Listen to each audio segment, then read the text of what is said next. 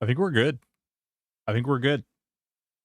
Hopefully everything booted up as it's supposed to. Maybe. Maybe not. I don't know. I work here kind of little bit. Yeah. Hey, guys, real weird question real quick. Anybody ever notice that the Lucklin graphics, the gnomes have like under boob or side boob revealing? Does anybody see that? Jory Metten, what's going on? How are you doing? There's a little bit of side boob here. Yeah, you see that? It's weird. Some weird things they put into these armors. They were like, hey, check out this side boob. Jory, what's going on? Category, comma, maybe Reyna. I don't know. Are you on Kick too? I am on Kick too. Yes, I am on Twitch, Kick, and YouTube. Yeah. You told me what to do. You order me around. You tell me things. I try to listen.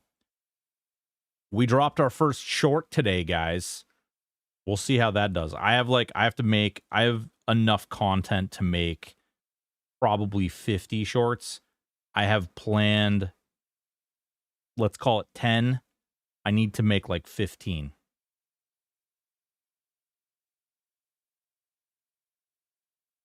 Listen, I was in Discord and she was yelling at me. The only reason she's lurking is because she's very busy looking for new games to buy, okay? She's desperately looking for new games to buy. Strange, though, with the banana. It was strange. That was kind of the hope, because the idea is that we'll be selling an idea of, like, weird, you know? Chaos. Crazy. But I actually know stuff. Gamescom is dangerous. Yeah. Genuinely dangerous, Reyna. So we're out here, we're collecting things, we're trying to make some money, we're in DN. I don't know if DN is really, I freaking hate DN. EverQuest OG, what's going on, baby? We're over here, we got our little Fagard blade catchers that were specially delivered to us. Definitely gonna have to give some mouth hugs for these. Switching to Kick? Hell yeah. Well, let me kick. I gotta kick someone who's over on Kick right now, because it appears when you go live that they just like automate. They automate bots to go into your channel and try to sell you things. If you have someone to kill things while you sleep, I mean, that's an interesting point that you bring to the table there, sir. We do have a pet, but it's not like a mage pet. Although I don't know if I need a mage pet. I don't know. Maybe if we just geared him out. Getting him to level 60 would be good, advantageous, but then we would like really be crapping on our stuff.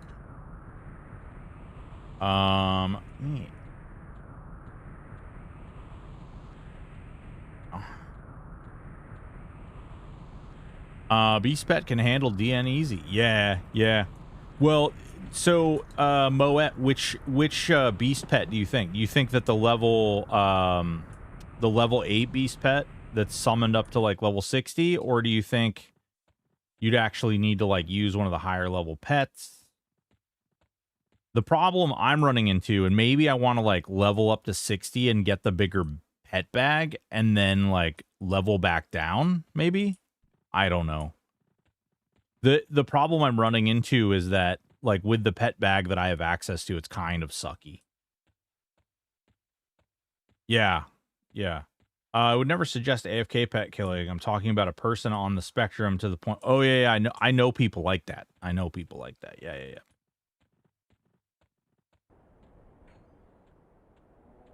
You're not telling me to go stand in Plane of Innovation at the spiders and just let them AFK kill forever in all existence?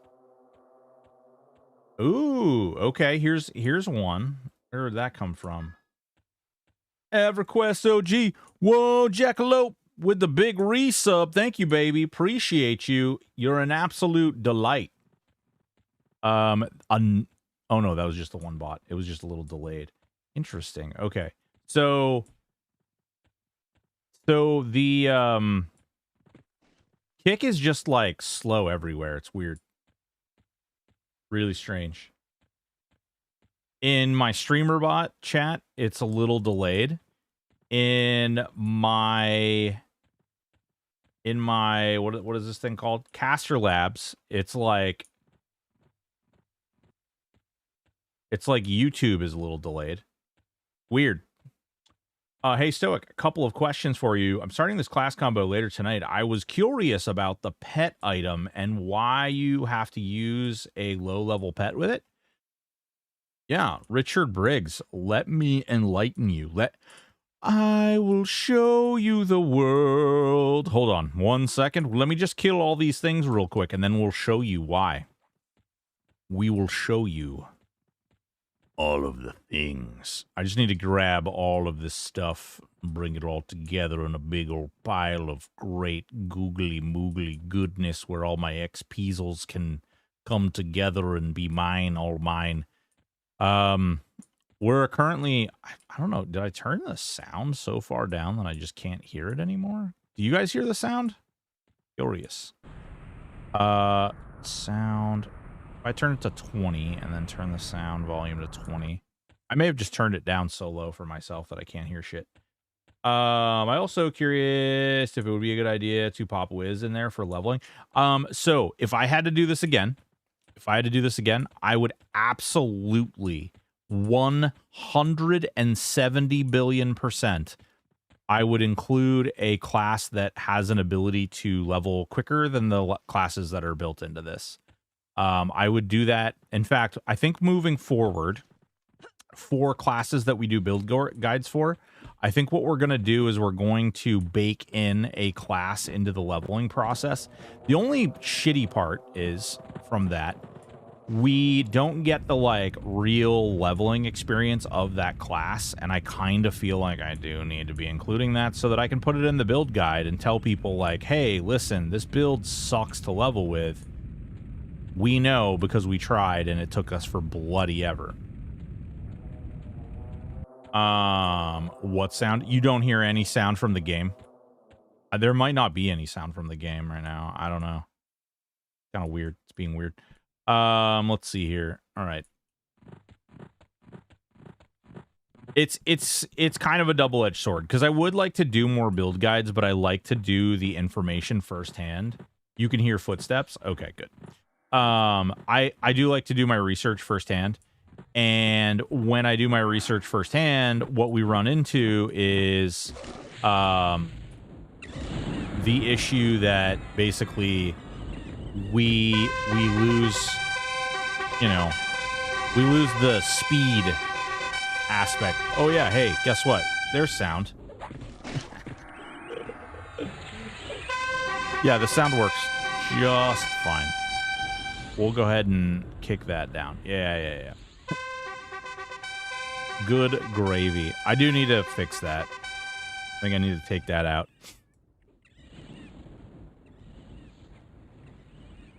All right. So you're asking about the pet. All right, here we go. Let's get started in here. Let's get some word that's not going to get me canceled on Twitter. Sound, please. I'm awake. Oh. What's going on, London? All right. Hey, Dean, how are you? Okay, are you ready? Are you watching Richard Briggs? Are you watching me do the magic? All right, here we go. I'm going to zoom right in, all right? So you can really get a good look at this. You see the sexy little underboob gnome? Yeah, she's about to summon a pet, okay? This is the level 56 pet, okay? You see level 56? And we're just going to cast this pet, okay? We're just going to cast it. All right?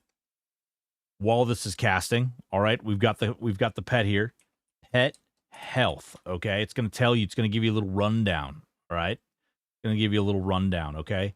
Do you see, all right, here. It's level 54. It has 4,905 health. It does 50 to 232 damage with a 42 delay. It has 173 attack, 887 mitigation. Wow, that's really cool. Seems kind of interesting. Okay, well, guess what? Get wrecked, okay? Now we're going to summon another pet. Same pet, but we're going to use the symbol of ancient summoning. This is going to increase the power of our pet. Okay, so we're going to go ahead and put this in our range slot now. We're going to cast the exact same pet that we just did. Okay, the exact same pet.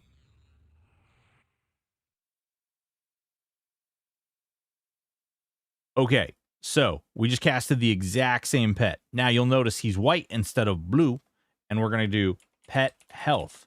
Now, you're going to notice this one has 5,823. He's level 56. He has 25 pet power, and you're going to notice he's got 181 attack, 918 mitigation. He's doing okay. He's not the most powerful pet in the freaking game, though. Still kind of crazy. Now, all right. We're going to take the book off for a second, all right? We're going to cast the level 8 pet, all right? This is a level 8 pet. We're going to cast him. Oh, shit. Leave. Hold on.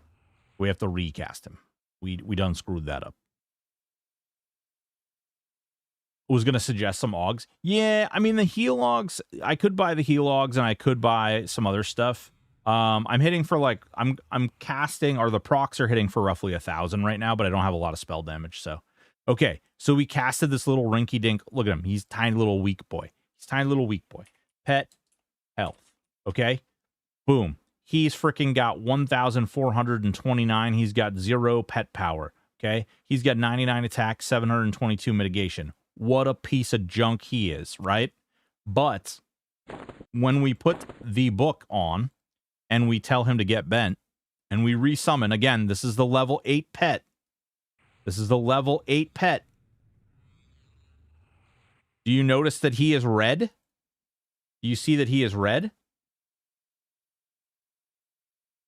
And oh my god, he's level 60. He's got 5,692 health.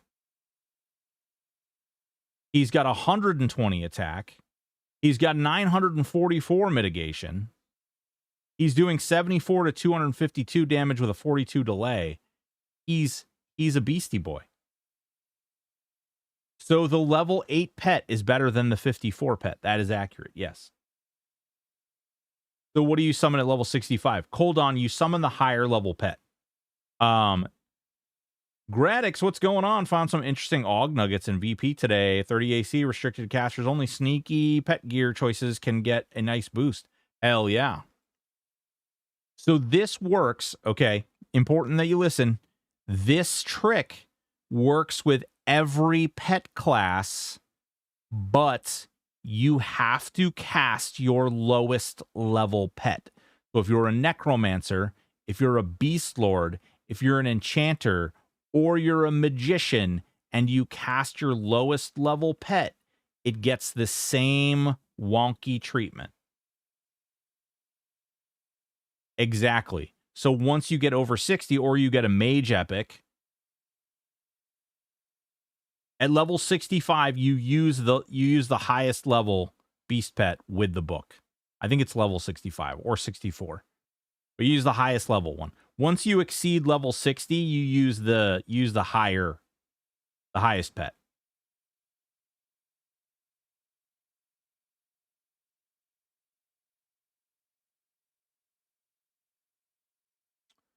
No, but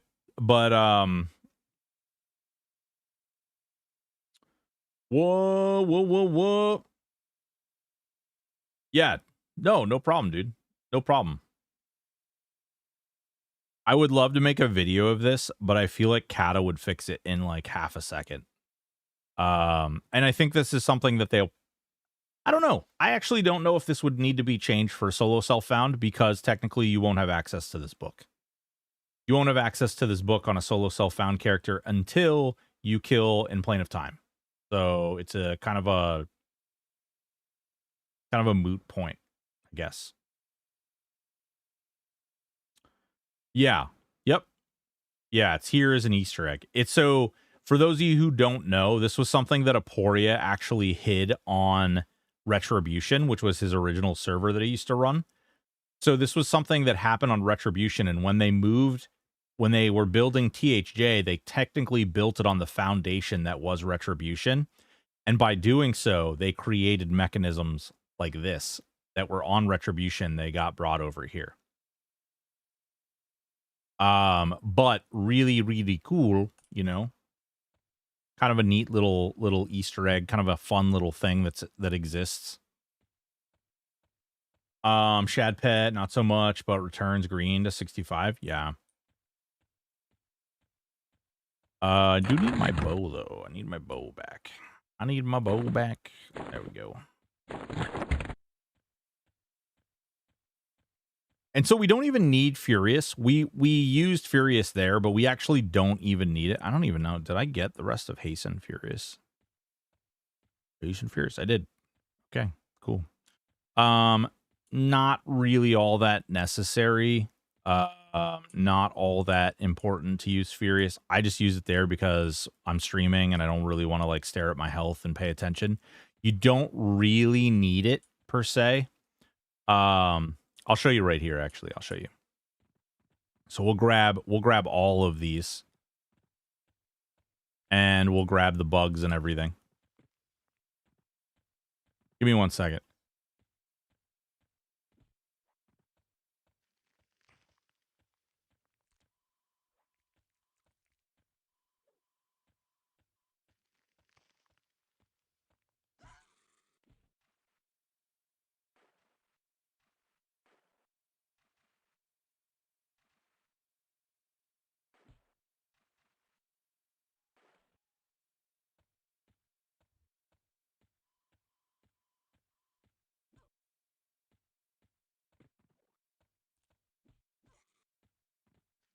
It ain't his fault. My daughter let the cat out, and he's out there freaking like storming Norman. All right, so we turn the attack mode melee on, so we're meleeing, right? And then when we're ready, like when all this stuff comes in, we just pop Rage of Ralos, okay? And with Killing Spree, just with Killing Spree, we're gonna stay alive. Killing Spree will keep us going. And we just gotta watch for when we got a Bloodlust again. But Killing Spree's plenty. And we just leveled our Bracer. We'll do the other Bracer. No. So, will it work? Like, will it survive? Yes. Warrior is the reason that this build does insane damage, though. So, basically what's gonna happen is you're gonna Gut Punch. And you're gonna press the attack. You're gonna Warlord's Fury. And this is all gonna stack on top of, essentially, basically what you're doing, like, close your eyes for a moment and imagine your Warrior Paladin monk. So what this build is essentially doing is it's removing the need for the Paladin, because really what the Paladin's bringing to the table is the cures, is like Holy Forge and things like that. But what it's replacing that with is True Shot, the fact that bows can proc more frequently, more often, and the fact that bows use heroic dex as opposed to heroic strength, allowing you to get more crits, bigger crits, more procs, bigger procs, and you can control your procs utilizing both Bloodlust and Rage of Ralozek. Then you're amplifying all of that. You're taking all of that damage and you're amplifying that with things like Gut Punch, Press the Attack, Warlord's Fury. Like, all of a sudden, all that stuff is coming together, and you're just absolutely tearing things in half. It's crazy. It's a really, really strong build. Where it suffers is that if you do not have like really top end gear, and even to some extent when you do have top end gear, this build, if you're doing Zeb, because it can solo Zeb, if you're doing Zeb, and you get the right, like, wrong combination of bosses, you die.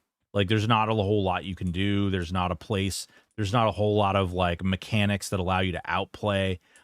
You can utilize some of the stuff to, like, heal as much as possible, but at the end of the day, there's just not enough tools. This build is literally just slam the gas pedal through the floor. You're doing as much damage as you possibly can in as short of possible, like, in the smallest amount of time possible. So it's very similar to the Berserker build that used to be able to do Zeb in like 19 seconds.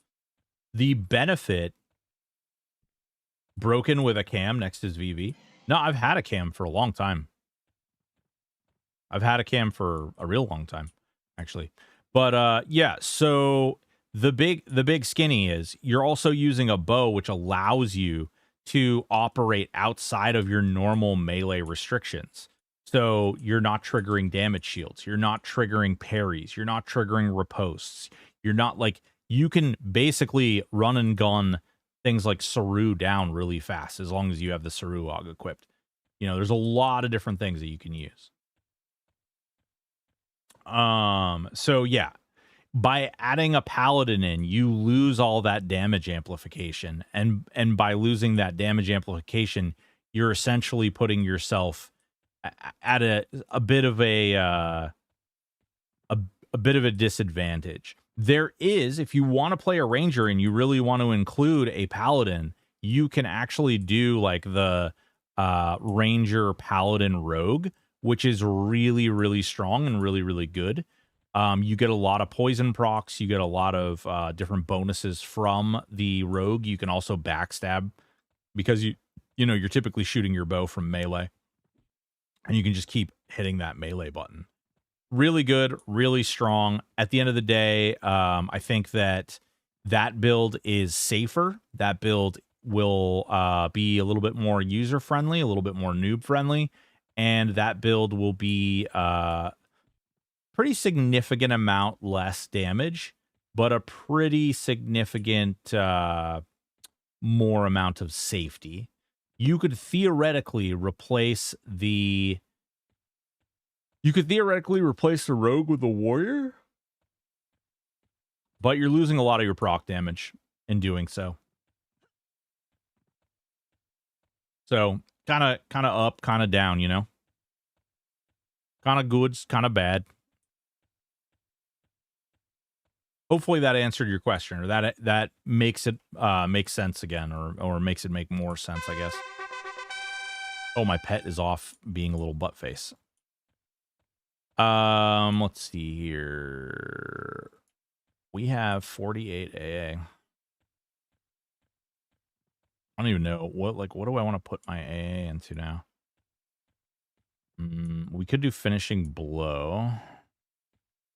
Ingenuity is good for clicks.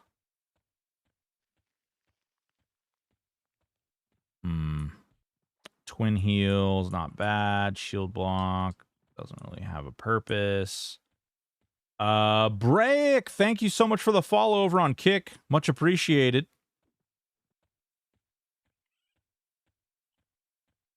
Appreciate ya, big dog. Welcome to the family. Finishing blow should give a short-term enhancement haste strength buff. Oh, damn, Death Star dropping it big with 169 biddies.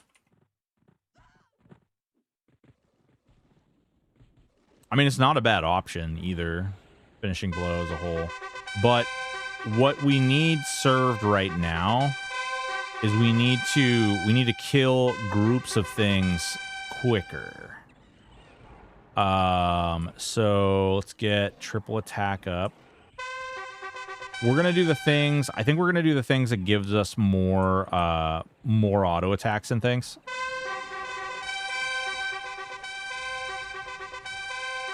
We want solo pulls only, working on your splitting skills. When you say we, you're saying you only, right, Jester? How are you doing? What's going on, man? How have you been?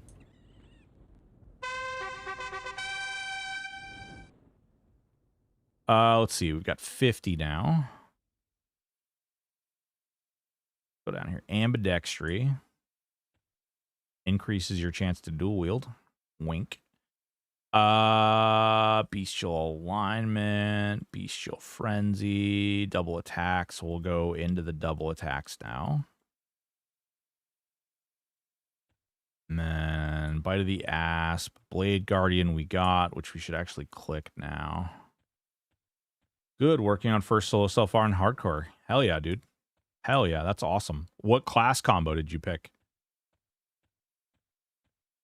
Ooh, we got a point of flurry to get to. Cool.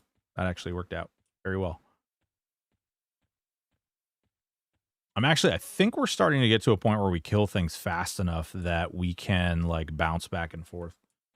A few people. Oh, yeah. Isn't this the Driznar build? Bite that asp. Yeah, Gradix. Oh, yeah. Oh, yeah, little fish. I'm gonna get that asp. I mean, wait, what? What do you, what? The Driz challenge. Yeah. SK Paladin Ranger. You should try it. I wish I could, man. He Ranks was talking about it last night, and I ran into an issue where I've got too many goddamn things I'm doing. I'm doing too many things right now, which is good. It's really good that I'm staying busy and I'm building a bunch of stuff, but I gotta start getting as much of the quote unquote fun as I'd like to have. I really need to get, like, I gotta buckle down and get stuff done. So I don't really have time. Like, I need to finish building this build. I need to finish doing the Shadow Knight Necro Druid build. I need to drop the build guides for the Paladin Enchanter Wizard. I need to drop the build guide for the Shadow Knight Rogue Shaman. I got to... I got to do... Do you guys want to watch me play? Actually, this is a great question. Are you guys... I was thinking about whether or not I want to do just a YouTube video for Grounded 2, or if you guys actually want to watch me play Grounded 2. I have to do Grounded 2. I signed an agreement to do Grounded 2. Grounded 2 is a Honey I Shrunk the Kids style survival game where you're basically like a teenage kid who got shrunk, and you're like running around and you have to build things with like grass and stuff and build. You have to build and survive, and you fight off like ants and mosquitoes and spiders and stuff. It's pretty wild. Tried SK Paladin Ranger. It was tanky, but you want a melee, and bows do not synergize with PAL or SK. Dropped it for Shaman and didn't look back. Fair enough, Death Star. Fair enough. The first one is probably the best, or one of the best survival builders. It actually has a story you can finish, unlike most of them. Yeah, well, that's kind of the cool thing. What's going on, Death Star? How are you doing, baby? Bounce a bounce a bounce a kitty bounce a bounce. I need to put my emotes over there. That's you know what? Where's my note taking? My note taking apparatus. Streaming is more fun to watch, in my opinion. More interactive and able to ask questions. Depends on if you can fit it in with your schedule, though. Yeah, I mean, we can fit it in. So what makes the difference is, like, I'll probably hold off on Grounded 2 until I can do Lies of P. My contract says that I have to create some YouTube videos before October. So we have some time on that. I don't want to push it right up against the back, but emotes on kick. I need to do that. Boop doop. What's up, big dog? More fun to try and dude. You don't have to try hard, okay? You don't have to try hard.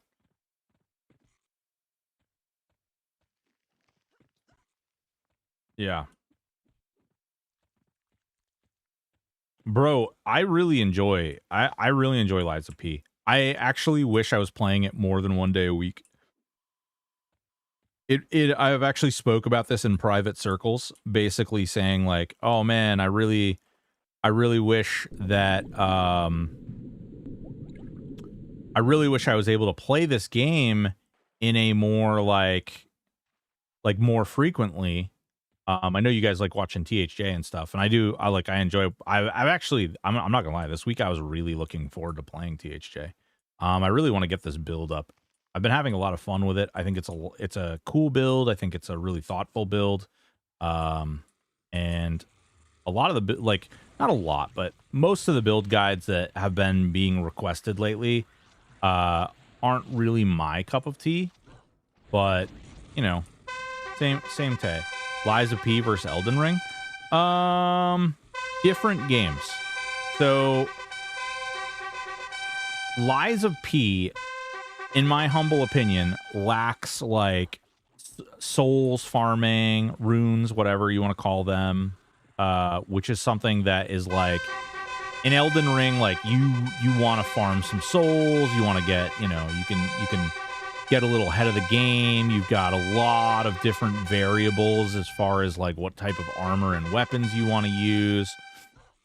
There's a lot of different things that you can like kind of muster and play with. Lies of P is a lot more linear in the fact that like you kind of only have like two types of weapons, really three. You have your Legion weapon or like an elemental type weapon. You have, a strength-based weapon and a dex-based weapon. There's no like, so basically you're either spamming status effects, you're hitting really hard, you're moving really quick. The armor is represented by these like little talismans, and the talismans are cool, but in my humble opinion, the talismans don't add enough variance to really like fill in where in Dark Souls or Elden Ring, like the armor actually fits in. That's not to say that I don't really like the game, because one of the aspects that I really enjoy about Lies of P, more so than like, let's say Dark Souls, Demon Souls, or even Elden Ring, is the story for Lies of P is laid out there for you a lot better. Like you actually learn, I don't want to. Well, we've been playing on stream. I don't know. So if you haven't played it or you're interested in playing it, just be aware that I'm about to talk about some spoilers. But in Lies of P, like they add some really cool things. Like the cat hates your face. And if you tell the truth enough and you become human, then the cat all of a sudden likes you. If you like, there's just like little nuancy things. The appearance of your character, in the same way that like in Dark Souls, if you like go the dark road, you like become festered and like, Artemis, what's going on? How are you doing? In the same way, like in Dark Souls, like if you go the dark path, like you start to like rot and your body starts to become all deformed. And if you die and you aren't like, if you're not on fire or enkindled, then you're like, your body's all rotten and beat up and undead. And so the same thing happens with Lies of P, where like the more you tell the truth, the more human you become, the more you lie, the more you kind of fall back into being a wooden little puppet. Working through my sleeper kill, hell yeah. But it's a really fun game. I've really enjoyed Lies of P quite a bit. There's so many other games out there that I'd like to play. SWTOR, which we'll be playing on Friday, they just dropped a massive content patch, and they like fix a bunch of systems, and they added a bunch of seasonal stuff. They've really pulled out some of the stops over on SWTOR with this patch. They added a metric crap ton of items to their in-game store, their microtransaction store. Their seasonal pass has like a lot of value to it, which is kind of interesting. I'm not used to games actually putting a lot of value in the battle pass kind of thing, but there's quite a bit there. Charlie Hills, thank you so much for the follow. Much appreciated. big patch in terms of the patch download, 21 or so gigs. Yeah, well, it's a lot all around. It also updated the graphics of the characters and the character building screen and the character selection screen. There's a lot of new things in there, so it's really cool. Honestly, I've been having a lot of fun over there, and I'm not gonna lie. Today I worked on doing the shorts thing. We came up with a couple of new shorts. We're gonna be building up a couple more, and one of the big things, I jumped over there because I wanted to check it out. I wanted to see all the new stuff, and I got in there and I immediately got addicted. The biggest change they made. Oh my God. The biggest change they made in, like, I don't know. The game's been out for like 13 years, I think. And the biggest change they made that they should have made forever ago is there's a mission in the game called Black Talon. And like, you can get this mission or this like flashpoint. It's basically a dungeon. If you get this thing, there's like so much dialogue in the freaking mission that is just like, you never want to queue for missions because of how crappy it feels to have to get stuck doing that mission. And it takes like I don't know, it might take like a half an hour for the fastest people to do, but there's so much like chatting going on. And once you've seen it like 3, 4, 5, 10, 15, 20 billion times, you're over it. But now they took it out, and they took it out so that if you do the dungeon on anything other than story mode, you don't have to go through all of the dialogue, which in my opinion really makes dungeon doing and flashpoints way more appealing, because I no longer have to like wait for the whole freaking foreverness of the dialogue to go through. And some of those, like, I'm not exaggerating. The Black Talon dialogue was like literally, I would not be surprised to find out that there was like 20 minutes of dialogue in that freaking entire flashpoint.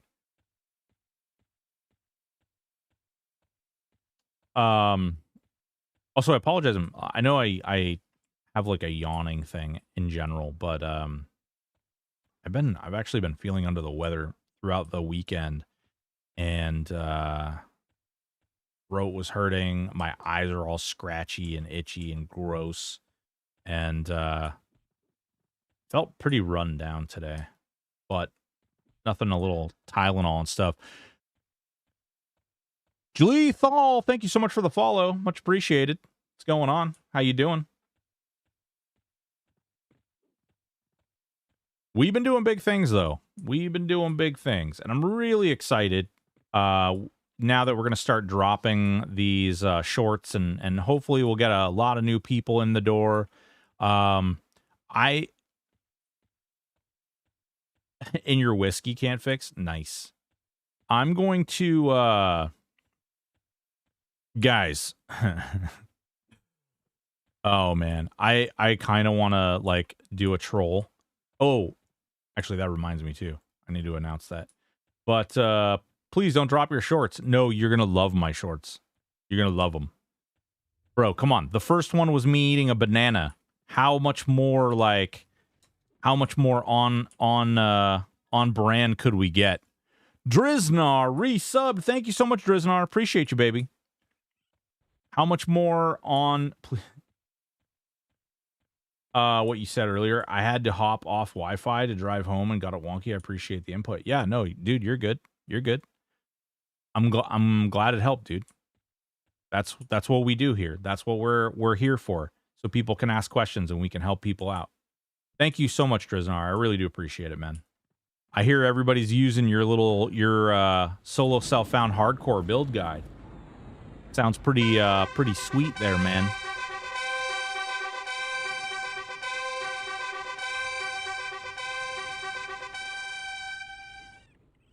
Your warrior, hell yeah, dude. You get the underboob and the back shot. Like, look at the little underboob that she's got. It's so weird. I don't know who developed the armor, the Lucklin armor for these, but like, little gnomish under/side boob is kind of weird.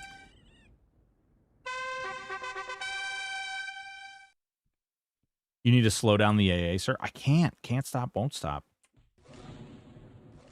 But I heard turkey burgers are good for you and help with energy. Yeah. We do eat turkey burgers. It's true. All the turkey burgers. Burger. All the turkey burger. Let's see here. We need more passive damage. We need... Oh, we could do the pet, too. Warder's Fury. Increased chance... Oh, shit. Oh, no, that's the freaking deadly one. Let's do my own. Upgrade that. Twin cast is not all that important. I guess we'll do Warder's Fury. I don't know. The pet is really not all that important for this. Mine is solo self-found, but Ranks is a masochist, and I bribed him. Nice. What about all the other people who are following in suit? Finally got my Ranger, the Siren Enticer, very much improved. Nice, dude. That's awesome.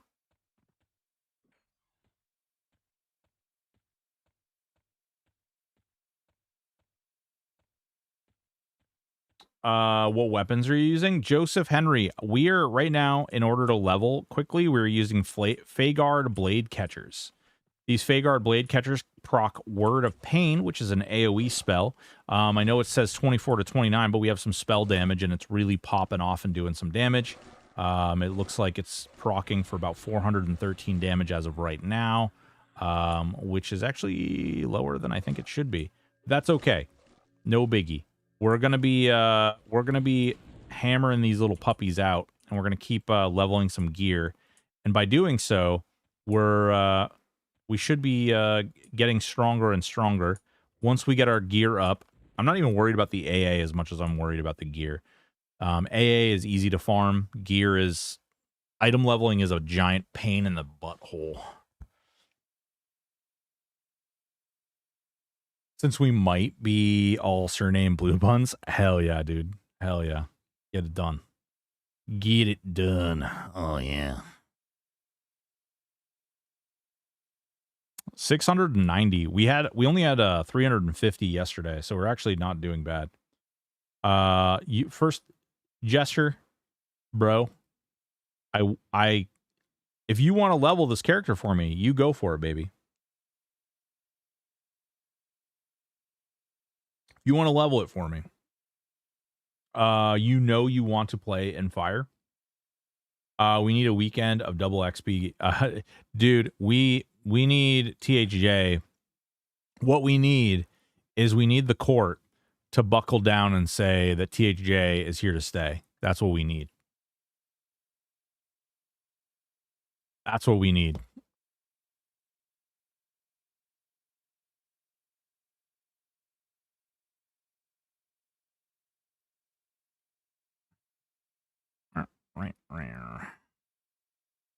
Let's see. Has there been anything posted? Not since the extension was granted. Yeah, nothing new. Not shocked there, but THJ, we need 4th of July event, EXP bonus and event. Yeah. How do you get MIT since AC is an illusion? Okay. All right. So Death Star. So AC isn't really an illusion. It's not necessarily like, it's more, AC is more like, oh God, it's like a gaslighting, cheating ex-girlfriend. Okay. That's what it is. Okay. So the way that AC works is completely different for just about every class. And then it depends on like, so the slot that you have the AC in and the classification of the weapon or the item that it's in, it actually does make a difference. It's super dumb. Some of it is intuitive. Some of it is not intuitive. But basically what you get into is like, you see this has 100 AC, right? And I have 1033 mitigation. When I pull that off, I have 986 mitigation. So 100 AC is getting me like roughly 50. If this character wasn't a warrior, it would be significantly lower. And it would be really bizarre the way it works. It's really strange anyway, the way it works.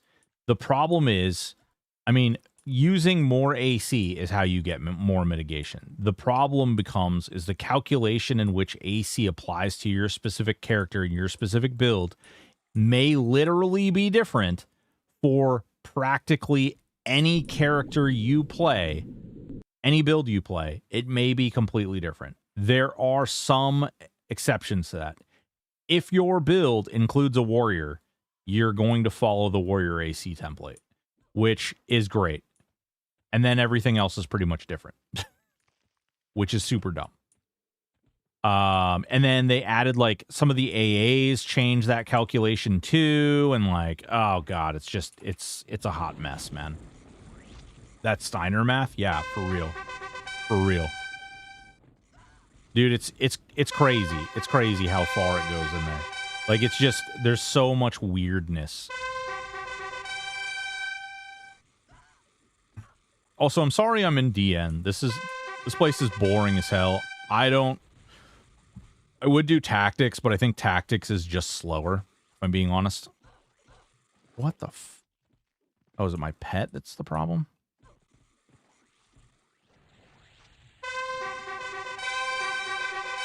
I think it's my pet. Come here.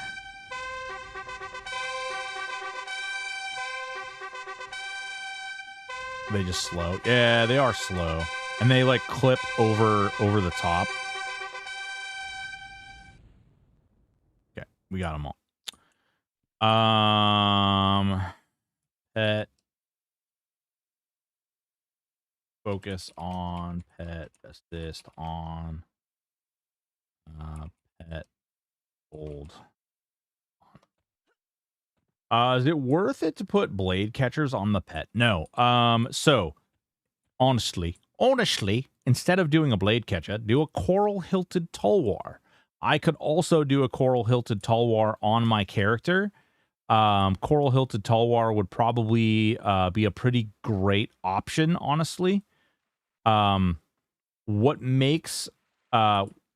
makes this a little bit different, or one of the reasons that I'm using these two as opposed to otherwise, is that when I am attacking the dual wield portion, like, so my pet doesn't have the option to like auto proc, right?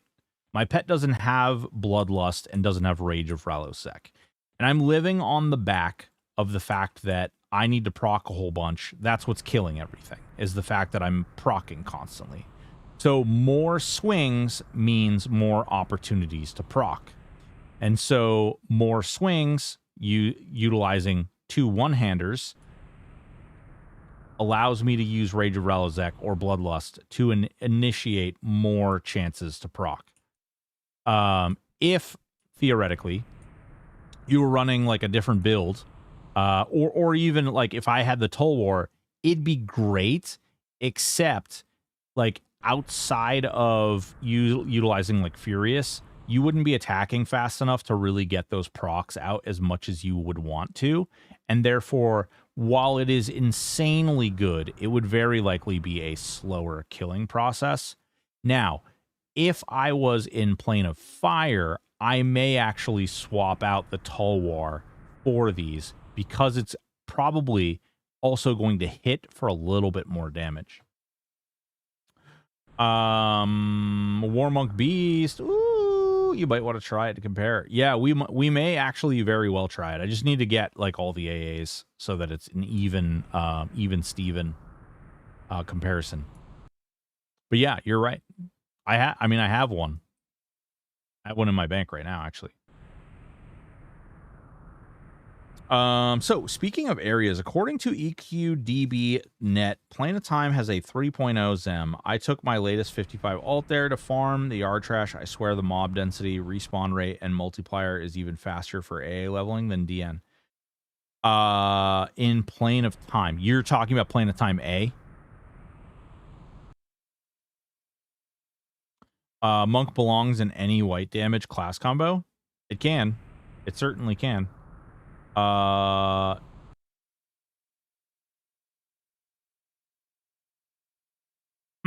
Interesting. Do you... Fire shield. Ranks. Hee hee hee.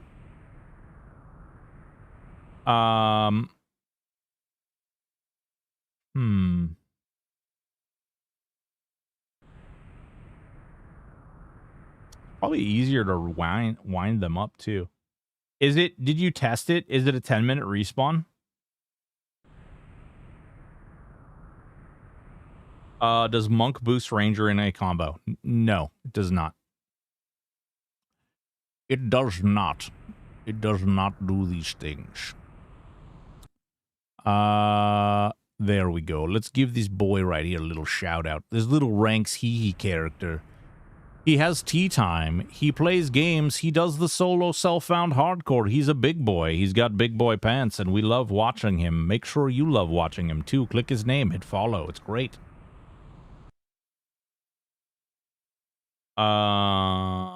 Less than 10, but I didn't time it. So many mobs, though. Several zones can give more XP per mob, but those mobs don't auto-replicate like DM slimes. Well, Wiz with Enchanter Doppels is pretty sweet. True. Yeah. Planar durability. We haven't done that one yet. That's some health, although I don't really, whatever. Press the attack, protection. I don't like to get a lot of the passive stuff beforehand. That's just me, okay? I don't know, and you guys, I would love to hear some feedback from you guys, because I don't typically get a lot of, like, this is how I would like to see it feedback from a lot of my videos and stuff. But when people ask for AAs, and they're like, I want a list of AAs I should get, there's so many different options or opportunities or like paths you could take. And this is one of the reasons that I don't typically like to like give people AA recommendations, because theoretically, like, you could, what's up, Josh Morales? How you doing, baby? What level is you, Pi?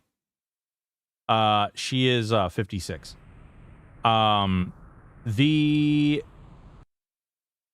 So I like right now, the way that I am choosing to get my AA for this class is things to speed up leveling. I want to get AA as fast as possible. I don't care about boss killing. I don't care about doing as much damage in a shorter period of time as possible. I don't care about that yet. All I care about is being able to level my gear, being able to farm AAs, and eventually being able to shoot myself to 65. That's it. I don't care about anything else. I'm not stopping to kill Saru. I'm not stopping to kill Emperor. I'm not stopping to kill Plane of Time. I'm not doing Zeb or any of that. So my AAs are directly targeted towards leveling and basically building the tune-up as fast as possible. So when people ask me for a list of AAs, my response to them typically is, I don't know. What do you want to do with your character? And so I think that, like, I'm curious to hear what you guys have to say about that. Like, what you guys think is the, like, what is the natural,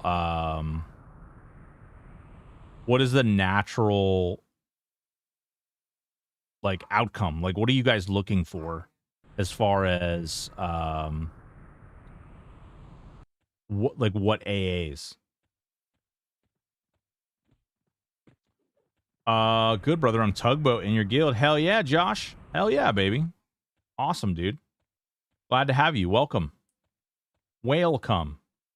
I do think that most of the trios are a few obvious ones, but after that, then it matters trying to do. Yeah, I've heard some people like come out and be like, yo, dog, the best thing you can get is like, hey, you need to get combat agility and combat stability. And I literally want to drive to those people's houses and punch them in the mouth, because combat agility and combat stability are literally the two, like, they're very strong defensively, don't get me wrong, but they add absolutely nothing to your character's power, which is really what you need in order, like, it will always be a better situation to get something that is going to boost your damage rather than boosting your defense, because you'll be able to build up those defenses so much quicker after you're doing tons of damage, because you can level faster, you can do things faster. Is there a warrior AA for AoE leveling? Riposte. It's called hastened. Here. Oh, whoops. Wrong dang button. Here. Okay, class right here. Okay, go to hasten and look at furious. Hastened furious discipline. It makes it so you can do furious more frequently. Furious is a riposte discipline that makes it so that upon the first attack that each mob sends at you, you riposte them, meaning you attack them back and you take no damage while doing so.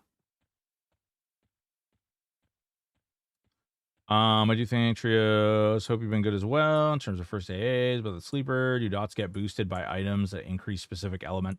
No, Candyman, they don't double dip. Dots gain a bonus from affliction based bonuses. They do not gain like cold or hot or otherwise. If you're talking about specifically on focus effects. Similar a thought process here. I focus mostly on damage output, then survivability. Only add a few activated ones needed for faster killing. Exactly. And so the activated ones, you bring up a really interesting terminology, and that's the activated ones. So you could I could get gut punch right now. I could get press the attack right now. I could get battle leap. I could get, there's a ton of different things that I could invest in getting right now. However, there's really not a reason or a point in doing that, because at the end of the day, what do those really bring to the table? It's just making it so that, I don't have to, but I can push more buttons when I'm pulling massive groups like this.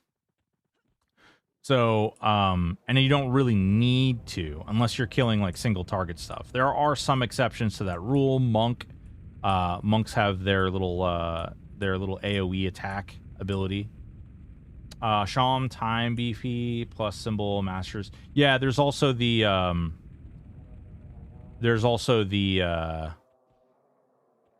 necro, the necro robe.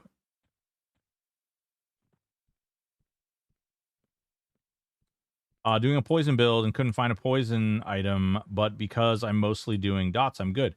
Okay, if you're doing poisons, so you have necros have a poison boost, shamans have a poison boost, and rogues have a poison boost. All of those things. Oh, nice root. All of those things can boost the damage and reduce the amount. Oh, that must have been the gating spider. All of those things have something that will boost poison and reduce the resistance, so it's not getting resisted. Nice. Oh, that sucked.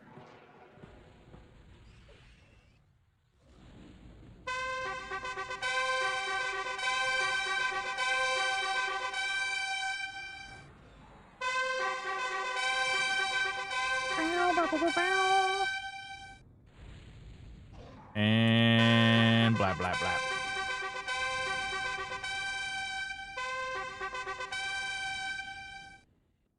And we're done. Let's see here. Basically anything that makes the combo I'm leveling work. And then basically anything that makes the combo I'm leveling work, then pure offense until I need defense, then back to offense. Yeah, that's exactly kind of how I recommend people do it. I get this too if I'm playing a swarm build. So yeah, it can be good. I mean, are you getting punched in the face on your swarm build? Are you actually fighting in that swarm build?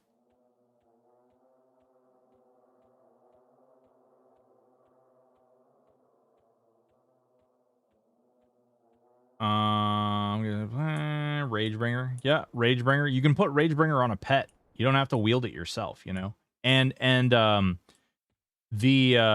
not only Ragebringer. Envenom Blade also increases poison damage and reduces poison resistance. Pally planning a grind and Guk. Would you recommend Slay Undead first? Yeah, Jester. I would 100%. If you're playing a paladin and if you're gonna even having a thought about slowing down or getting AA prior to max level, I would recommend stopping either at level 30 for lower Guk, or there's another area that's pretty amazing, and that is Vexar. Vexar is insane if you have a paladin in your build. There are way more mobs, way easier to get to. The way that Vexar is set up, you can just like literally you can start at the fountain and you can just go through the whole zone, just taking everything out. There's also like the areas are level based. So if you go to a certain area because you're a certain level tier, you can go in there. Vexar also has some of the highest level mobs in the game right now. So you can go to the very back area and you can kill things that are like levels in the 60s. Really great place. Can you get to Vexar without Kunark? You cannot. Vexar is something that releases with Kunark.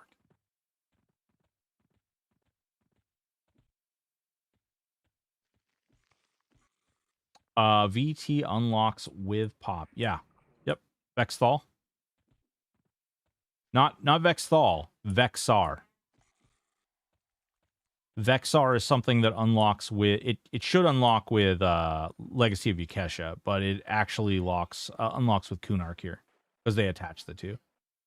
50 when I unlock Kunark. Yeah, there you go. Vexar's a really good zone. There's actually some really decent drops in there too because it's kind of an out of era zone. If Luckland unlocked, I like Pally SS Raw Basement at 40, then can go up to the Arklich. Yeah. The only thing I don't like about the mines is that there isn't enough mobs. It's way too easy to like clear the whole entire zone out.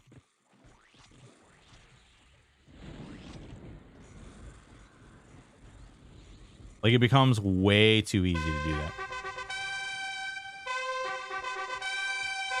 It's not a bad place though, because you get the green ore, and the green metal ore is actually somewhat rare.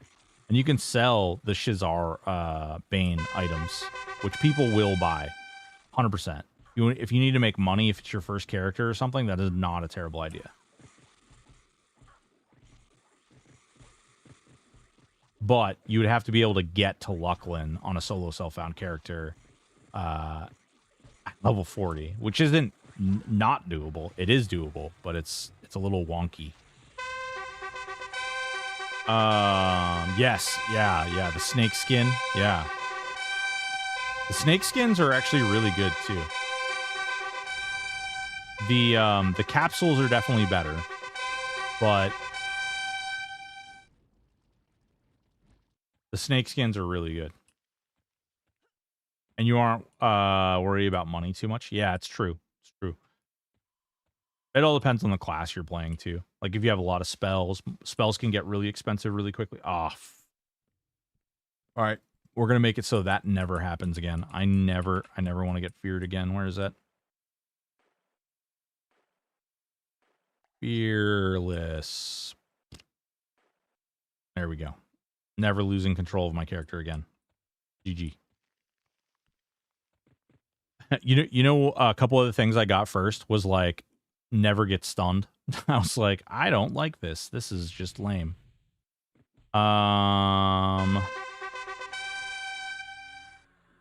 Stuff in Vexar is undead. Is that why you mentioned Paladin? Yes. So, stuff in Vexar is undead. That's why you would go there if you're a Paladin. I mean, you can really go there in any class, but it's really, there's enough NPC, there's enough critters there for you to be able to do basically whatever the hell you want. It's not bad. You'll get higher level mobs there. And the density is good. What's up, beautiful? What's that? Oh, yeah. Got one. Thanks, though. No, it's not.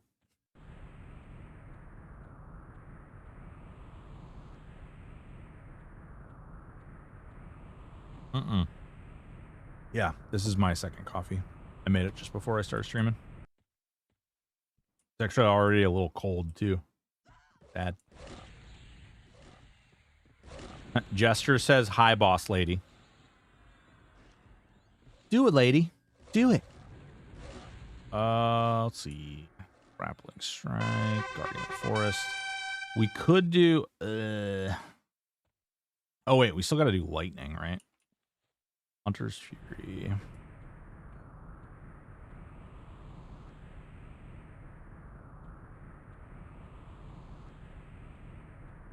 Let's do Hunter's Fury, and then let's do lightning. Where's lightning strikes?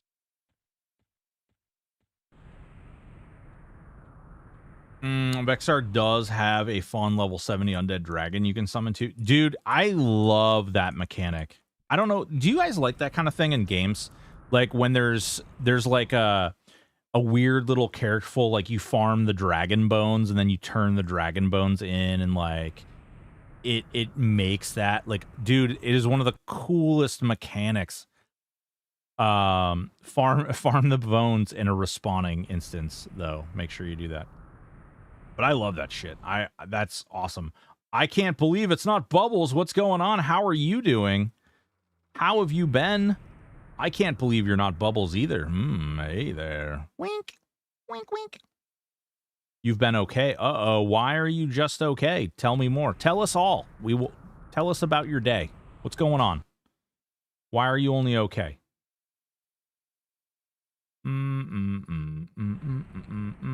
Back pain. Aw.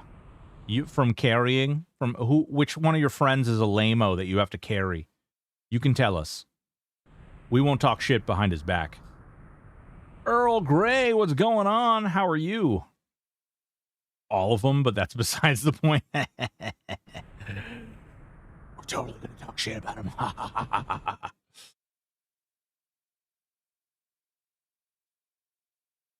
And by the way, boys and girls, we will be doing the Q&A in my stream again this week. We will be doing the Q&A in my stream again this week. So Thursday, Q&A. Here. Same bat time, same bat channel. Somebody recommended that I didn't call them Q&A anymore. And I got to tell you, at first when they said that, because they did it in a really snarky, asinine way. But when I first heard that, I was like, screw you. It's already called a Q&A. Like, we call it the Q&A because it's always been the Q&A, even though it's not technically so much a Q&A anymore. Turned into a very weird thing where we talk about biscuits for 15 minutes and I get pied in the face. Which, whatever. I'm down. I'm here for it. Let's do it. Let's get weird. Come on. Let's touch wood. Wink. But on the flip side of that, yeah, it's really not a Q&A anymore. It's a good time. I hope you guys enjoy, like, hanging out with the devs. I know they enjoy hanging out with you guys. It's more like a hangout, yeah, for sure. Big study effort tonight and this week, so I'll be lurking, homie. Hell yeah, Early Gray. Well, I appreciate the lurking, and good luck. I hope whatever you're studying pulls through, and I hope you do awesome. Get at it, baby. Touching wood, getting cream pied in the face, and shaving eyebrows. Although I didn't do that in the Q&A. I did that on stream, but I didn't do it in the Q&A. Campfire or something like that? Yeah.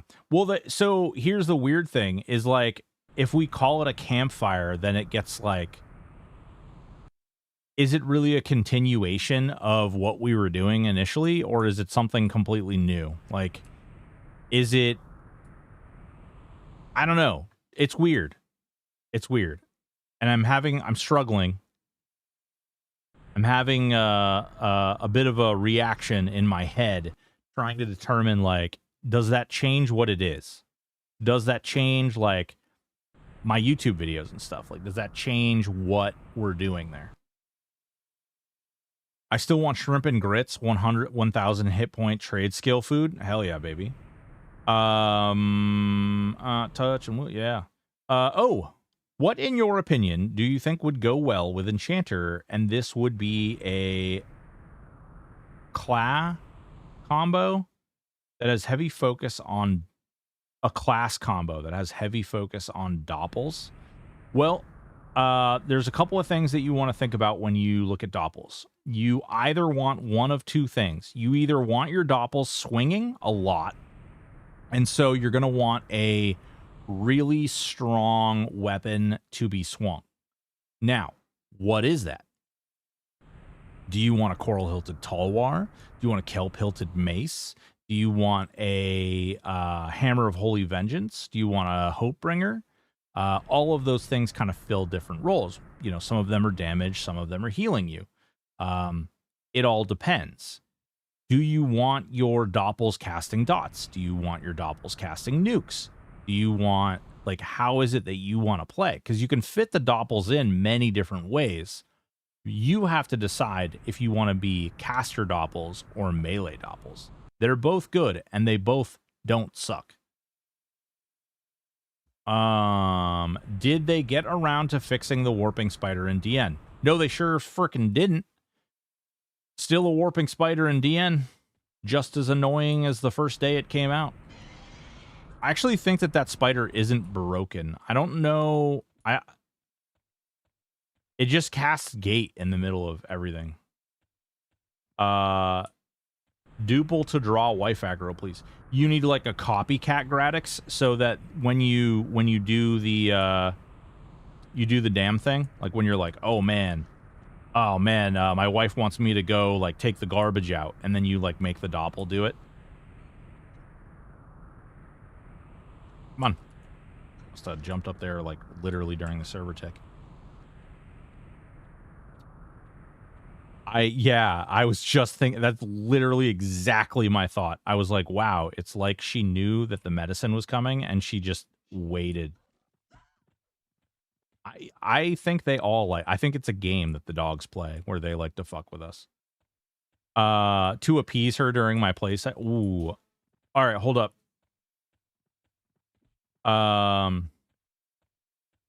So no, doppels do not get shield spec.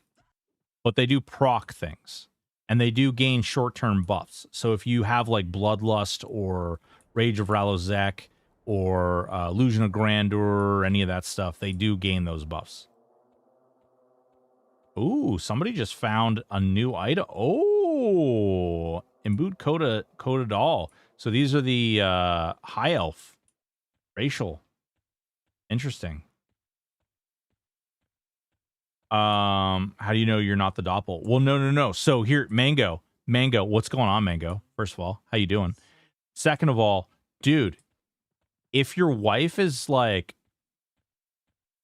jorking your doppel, is that cheating? If you got doppels and your wife is like having relations with the doppel, is that cheating? It is cheating? You say yes too? Okay, my wife says yes. I win. My wife will not cheat on me with clones. Thank goodness. Give her the dark room switch. Where you basically switch out. Like, you turn the lights off so you can't see, and then you switch out in the middle. Well, no. It's not about it whether or not that's your fault or not. It's basically like, oh, I want to go play EQ. And here comes the problem. No, that's where this all started at. I love you. They asked a question about, I need doppels so that I can like play EQ, and the doppels can keep my wife occupied while I'm playing. So, yeah, she says, what the hell? Yeah, guys, that's not right.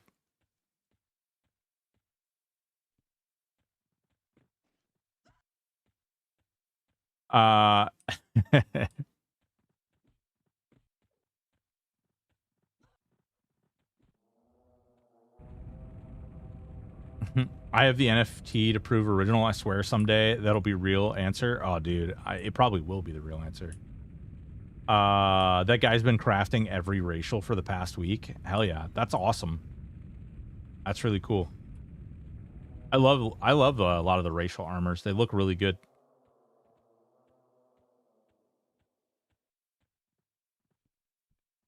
I've been thinking about this for 4 days now. Jesus. Well, no, here's the thing. Like, you want the doppels, right? You want the doppels to occupy your wife while you go and play EQ.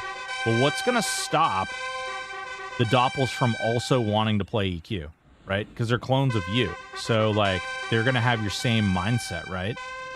Or are they just like servants and they just do whatever you say regardless?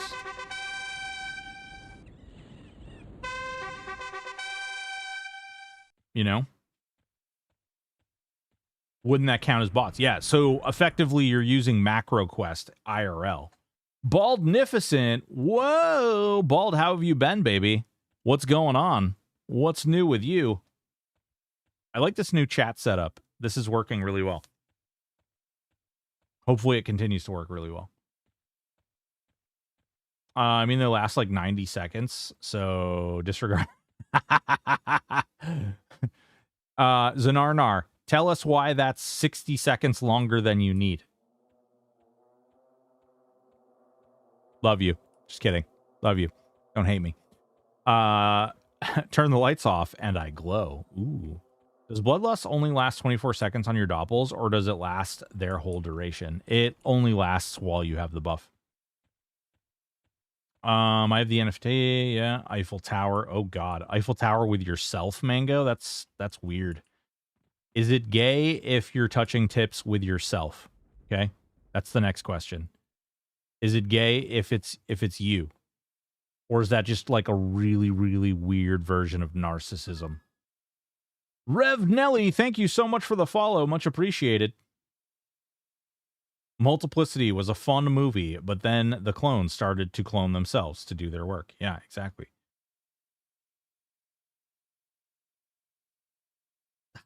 I want the Doppels to farm AAs while I care for my wife. Bald is on point there.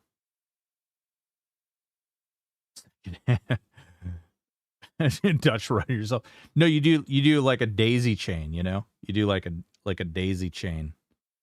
But it's all you. You're every piece of the daisy chain. Hell yeah, Rev Nelly. Glad they help you out.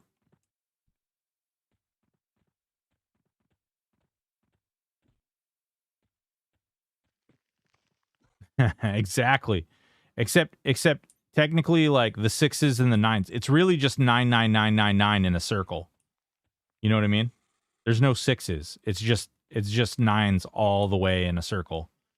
Like the, what is it? The 12 monkeys, 13 monkeys. But it's all, you know, front to back, front to back, front to back in a circle.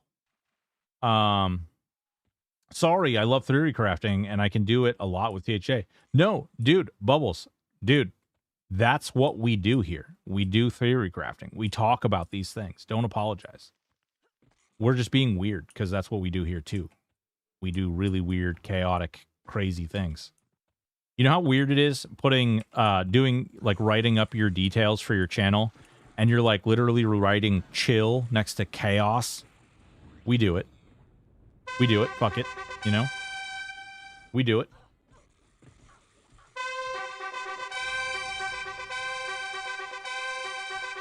But so far our combo gravitated to a lot is Enchanter, Shadow Knight, Wizard for the nuke oriented, but also the Enchanter player. Yeah, that's not a bad combo, honestly. You could also, you know, the Venomous Cudgel is not really a great group item, but it's not a bad item. And frankly, with the Wizard additional nuke and proc damage, it's pretty brutal. Oh shit. Probably should have taken that off and swapped that out a long time ago. What do we want to do next? We could, oh, our shoes are already, that's already legendary. Those are already legendary. Okay, both bracers are now legendary. Mantle of Precision is legendary. The belt is legend. Oh god, okay. We're actually not doing as bad as I thought. Holy crap.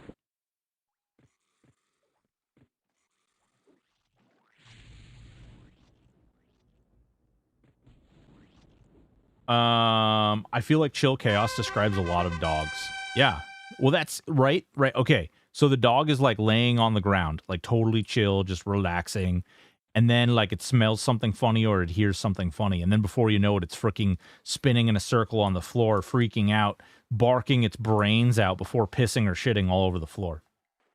That's exactly the vibe we're talking here. That's exactly the vibe. What's going on, Lost Hub? How you doing? When can I unlock Lucklin, Rev Nelly? You can unlock Lucklin when you defeat a couple of different things. You basically have to defeat all of the, you have to do, holy good God. You have to kill, oh, actually, here, check it out. Look at this, right here. You have to kill Wuxi, Zlandakar, Klandakar, Kelleric Dar, and Dozakar. Oh! Right there. I also have a Velius guide. If you type, actually, that's not working right now. I meant to fix that last night. If you go to my YouTube, there's a Velius guide that will talk you through everything you need to do to unlock each expansion. There's a Velius guide, there's a Luckland guide, there's a Plains of Power guide, all of it.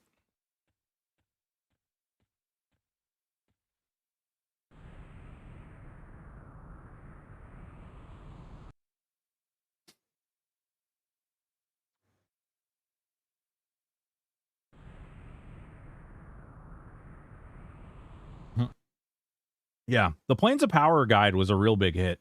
People really like that. And thank God, because the amount of hours I put into making that video is crazy. Enchanter, Shadow Knight, Wizard. Yeah, I do think that could be a really fun one. If I had more time, I'd probably try something like that out. It actually sounds like a fun build combo. Pop is quick. What do you mean? Yeah. Aren't unlocks for expansions account-wide? Yes, they are, Lawn Dog. Some of us freaks do multiple accounts. I mean, did you beat Pop in 2 days? No. I technically beat Pop in 1 day. But it was like a full day.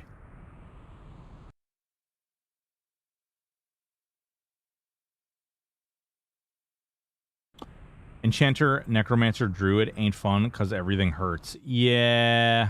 I mean, Enchanter, Necromancer, Druid comes with the fact that you can Dire Charm a lot of things, which is really cool. But on that same plane of existence, healing your pets and keeping your pets alive and stuff is a little bit of a chore. There's a lot of work there.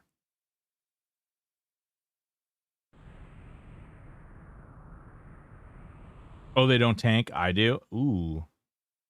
You know, you can Dire Charm. And you Dire Charm, and then you set one of your pets to tank, and they'll just tank everything.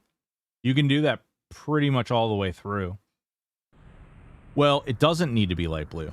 So it doesn't. I'm not an enchanter right now, but you can Dire Charm up to level 46. So everything up to 46, even if you're level 1 and you have Dire Charm, you can Dire Charm a level 46 at level 1. If you have you have to get the AA. But once you do get up there and you do get to 46 plus, then yes, it does go to light blue. Which is a bit of a pain in the butt. You know what's funny is Kata fixed it, but back in the day, when you used to charm stuff, every server tick, it used to check for a resist check. And what would happen is the resist check would happen, and because your pet bag had like all this bullshit, crazy, amazing gear in it, you charm the target, the pet bag gear would be applied to the pet, it would do the resist check, and it would immediately break. And it would never stay charmed because it would have like 700 magic resist. So that first tick where it checked, it would always break. It was ridiculous. That's not true. I can't believe it's not Bubbles. There are little white ghost dudes that you can use. And you can actually charm more than one of them because you're an enchanter, which means you can do one of the little white ghost dudes. And guess what? They're undead, which means you can do another little white ghost dude. And you're a druid, so you can also do the little wargs. The little, like, warg guys. There's a little warg that you can charm with your druid, too. I'm 46 with 128 AAs. Hell yeah. That's pretty impressive. And you're going to Luckland, Rev? You're going to Luckland at 46 with 128 AAs? Loving my trade skill, Mage, Enchanter, Shaman, very good, but I haven't tried any end game other than Sleeper. Oof. I'm so pumped for Honor now. Yeah, dude. There's a lot. So in Planes of Power, they purposefully added a mob for every single class to be able to Dire Charm in almost every single zone. I'm trying to think of a zone that it doesn't exist, actually.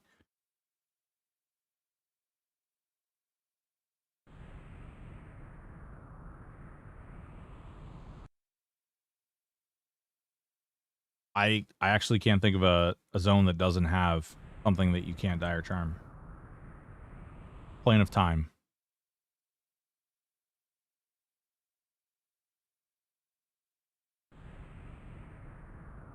I think Plane of Time might be the only one.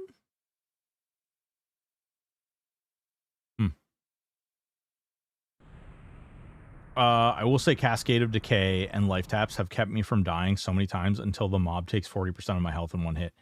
I can't believe it's not Bubbles. Do you have a Shizar Seance staff? It is a clicky cast of a skill called Soulwell.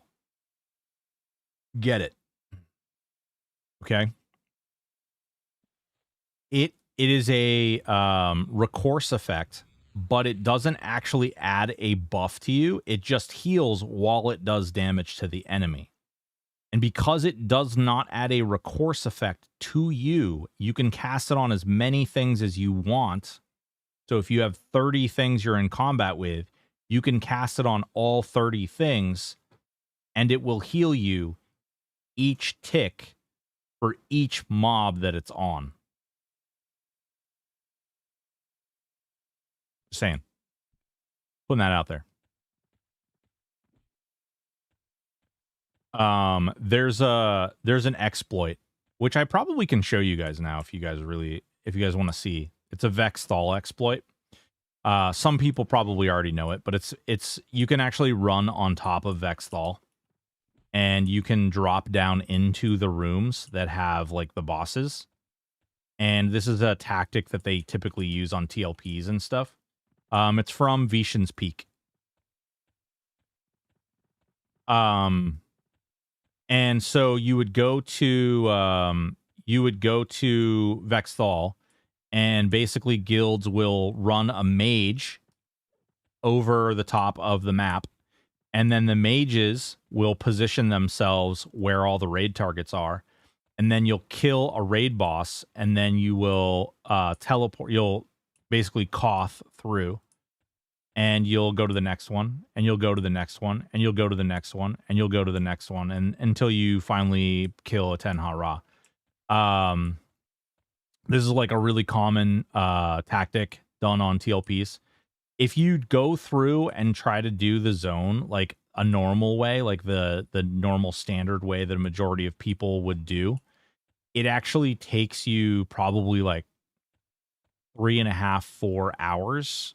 And that's on like the average end. Whereas if you go and you do the Koth trick, you can actually do it in about an hour to hour and a half. Because you literally just, like, the long time is the fact that the mobs have ridiculous amounts of health. And then what you do is you basically just freaking just Koth another group of people to the next boss. And then you kill it. And then whoever wants to loot stays behind. And you Koth everybody up again, and then so on and so forth. And you just keep doing that through the whole zone. It works really well. Yeah. Yep. Exactly. Vexthal. Yep.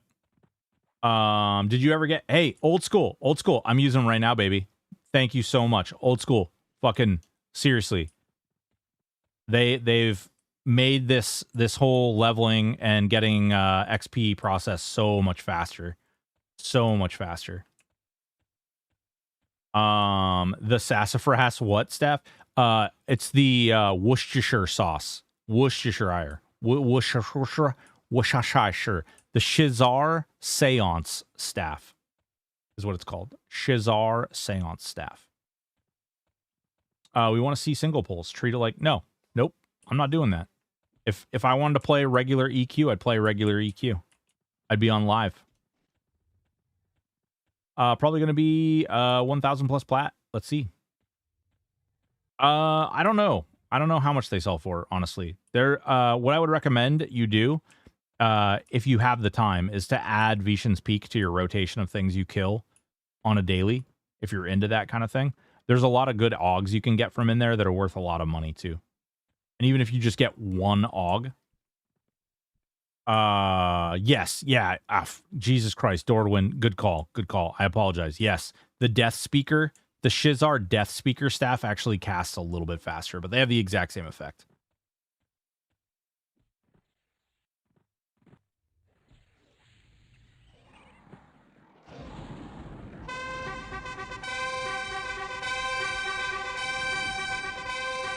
This is what you get, old school. This is what you get. Boom. That's all you. That's all you, old school. We can do that. We can make this big pile of dead stuff because of you. That's all you, baby. So the Shizar Death Speaker staff casts like, I think it's like 0.3 seconds faster or something like that. It's almost trivial, but it actually does, like, you'll notice between the two if you have both. I actually have both on my Warrior Necro Shaman, and it feels like it might as well be like 0.3 hours longer. Let's see here. We've leveled those up. This is resist. Not really worried about mystical attuning yet.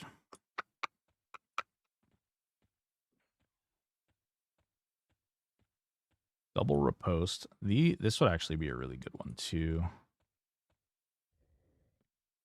Extended ingenuity. Oh, ingenuity in general is actually, I can't believe I didn't get this one.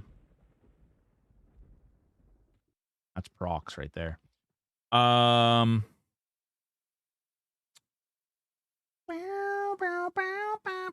Forget live. Get the Death Speaker version. Cast slightly faster. Staff is neck only. Yes, it is neck only. If I killed Vox and Nag, are the other Velious mobs? Easy. If you killed Vox and Nag, are the other Velious mobs? So Vox and Nag are classic. I might be misunderstanding your question. You bought it. How much did it cost? Curious.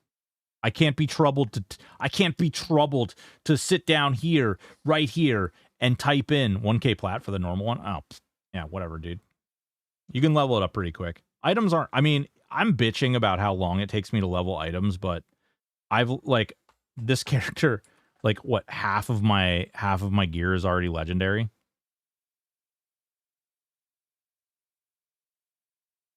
You know what I mean? So it's like, I do need to do the cloak. I do need to do my earrings,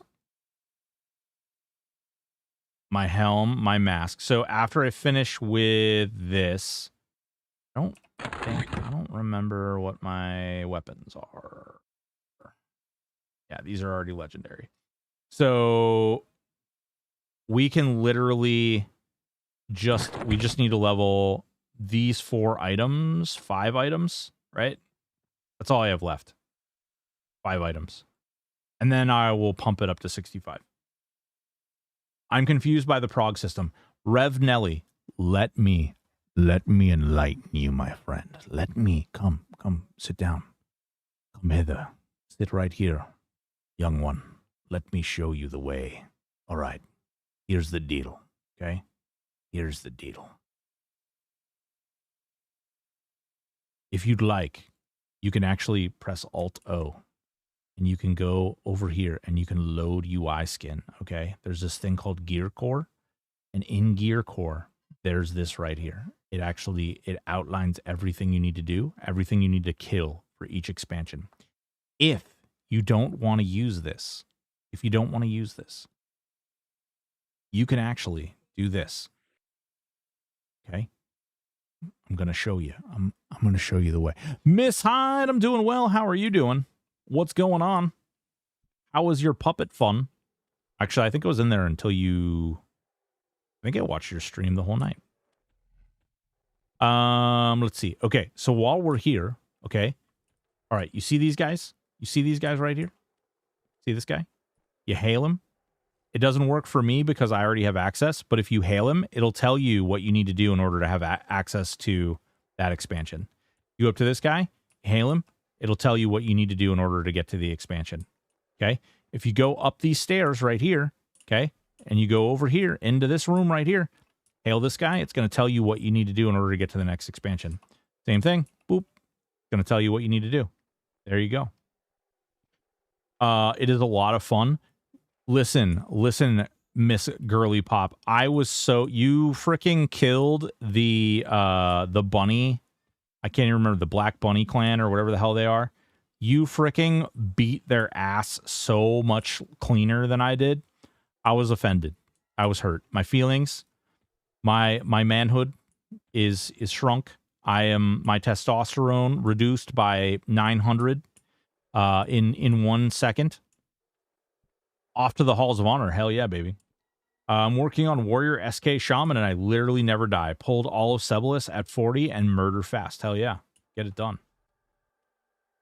He is having to use the juice now. Yeah. We're what are they called? Peptides. We're having to do we're juicing, you know? We got to do the juice in order to keep it up, because goddamn, if I don't tell you, I watched you do that and I was like, man, I think those took me almost, like, I know it took me more than 10 tries. I know they took me more than 10 tries. I'm digging the Kick mobile app and ability to change the chat. Dude, okay, say what you want about Kick. Their mobile app is really good.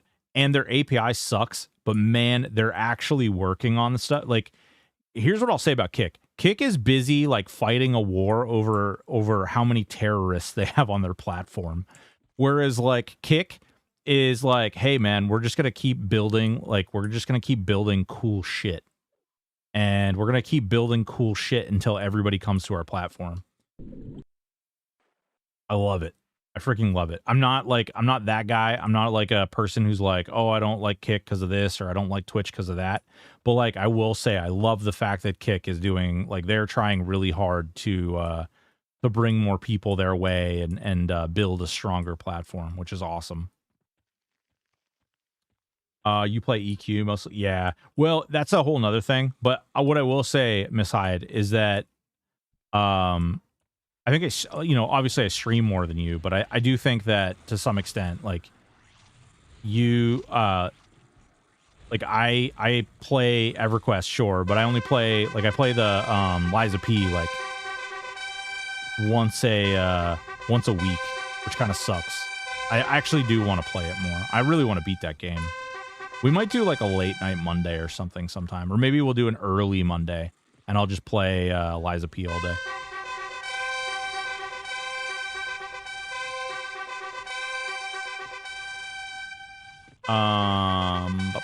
Kick battery drain is also currently way worse than others. Maybe just my Android. Really? The battery drain is way worse. I wonder why that is. That's really interesting.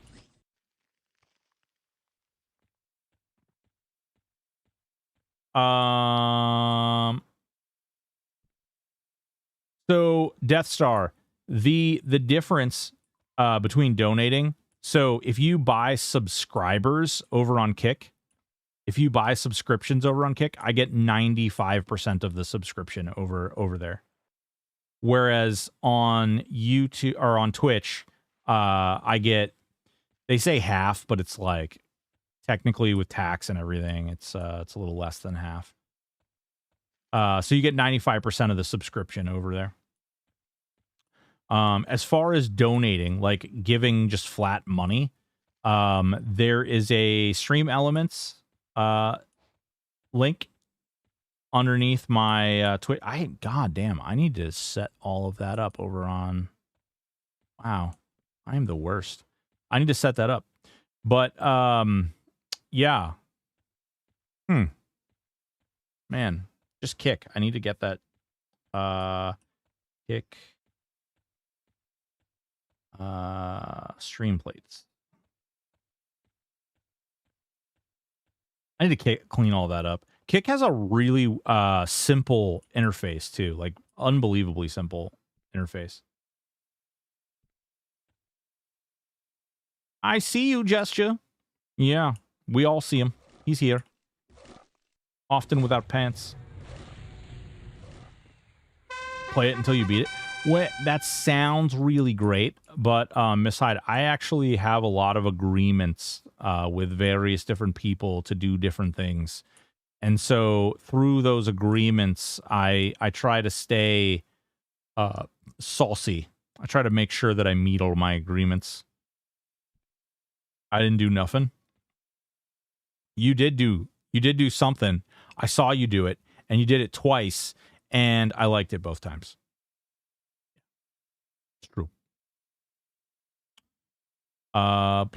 Destructive Fury. That's the two-hander thing. Resistance. And we actually are starting to get to the point where we might. The next thing we'll do pets too. We'll put points into pets.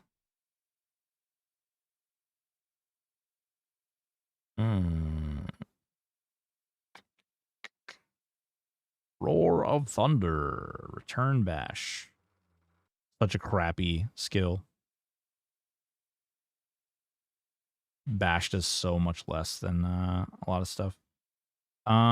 Press the attack. Precision. Oh, this is the attack one, right? Accuracy provides both a flat 10% accuracy. Yeah. Oh, that's the archery though. Okay. Well, shit. Motherfucker. Hunter's attack power. That one. We'll get that one. Put all our points into that. Dilly dilly shilly shally. Ooh. Today I was very careful when painting my bathroom. I used a tarp to protect my shower. I taped everything off. What I did not prepare for was that I was the messiest painter to ever exist. I left a butt print on my wall and my hair was green. Clothes have been tossed. What the hell?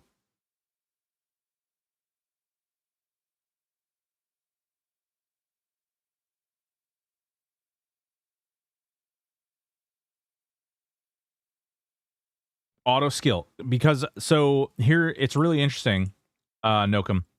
Slam is not in there. But if you do bash, it should slam for you.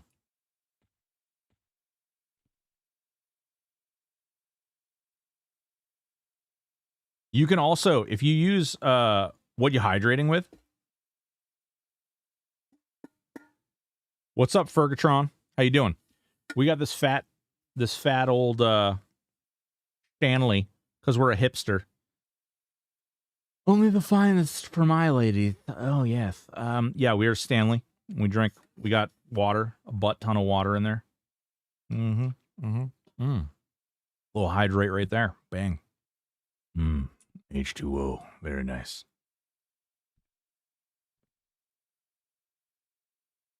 I also want you to know, I do not appreciate spider being written on your stream, not once, not twice, but 13 times.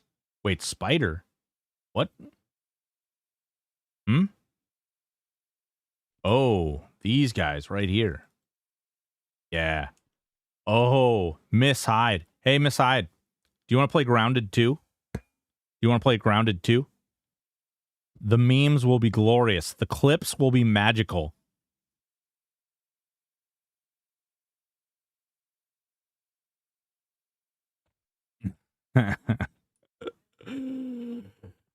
Oh, man.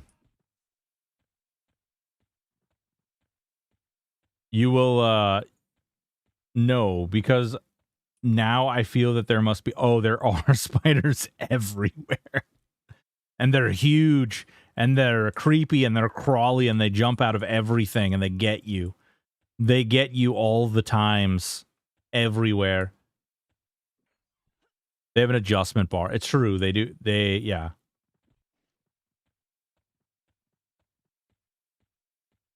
What's going on, Osiris? How you doing, bub? Wait, is Gesture afraid of spiders too? I played Grounded. What was the game where they changed the spiders into kittens?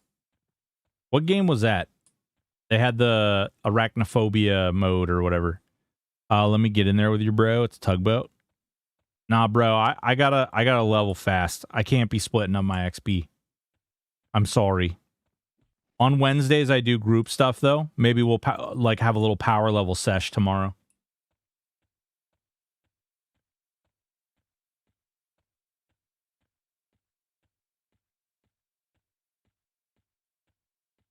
It's like floating eyes. Well, it's a floating head. Like they just have like a little head.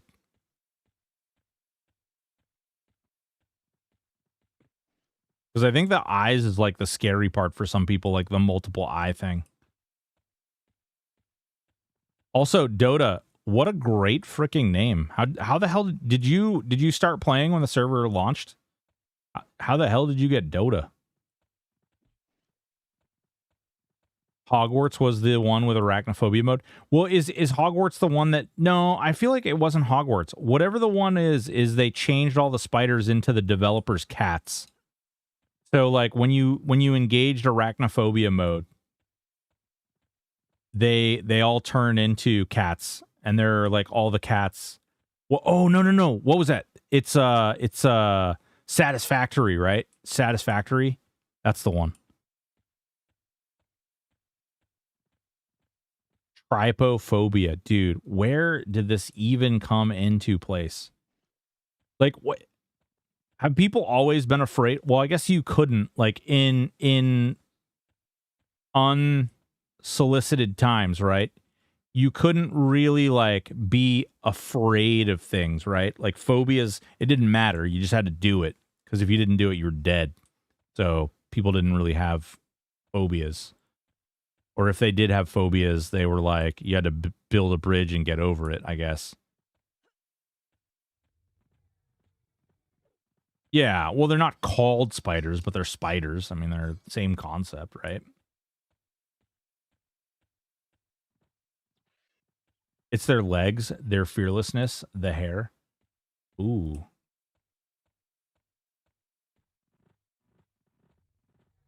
Do you need a yttrium bow?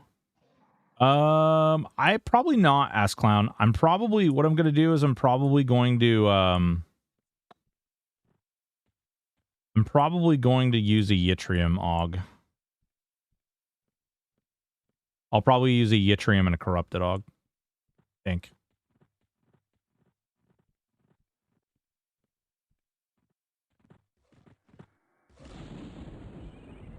Blam, blam, blam, blam.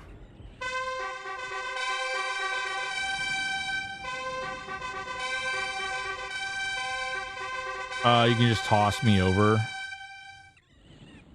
I'm sorry, Miss I, did you say you needed more pictures in your DMs of spiders? Is that what you said? You need to see more garden spiders in your DMs? Is that... Did I read that right? Oh, nice. Oh. Nice. I think I'll use a yttrium aug, likely.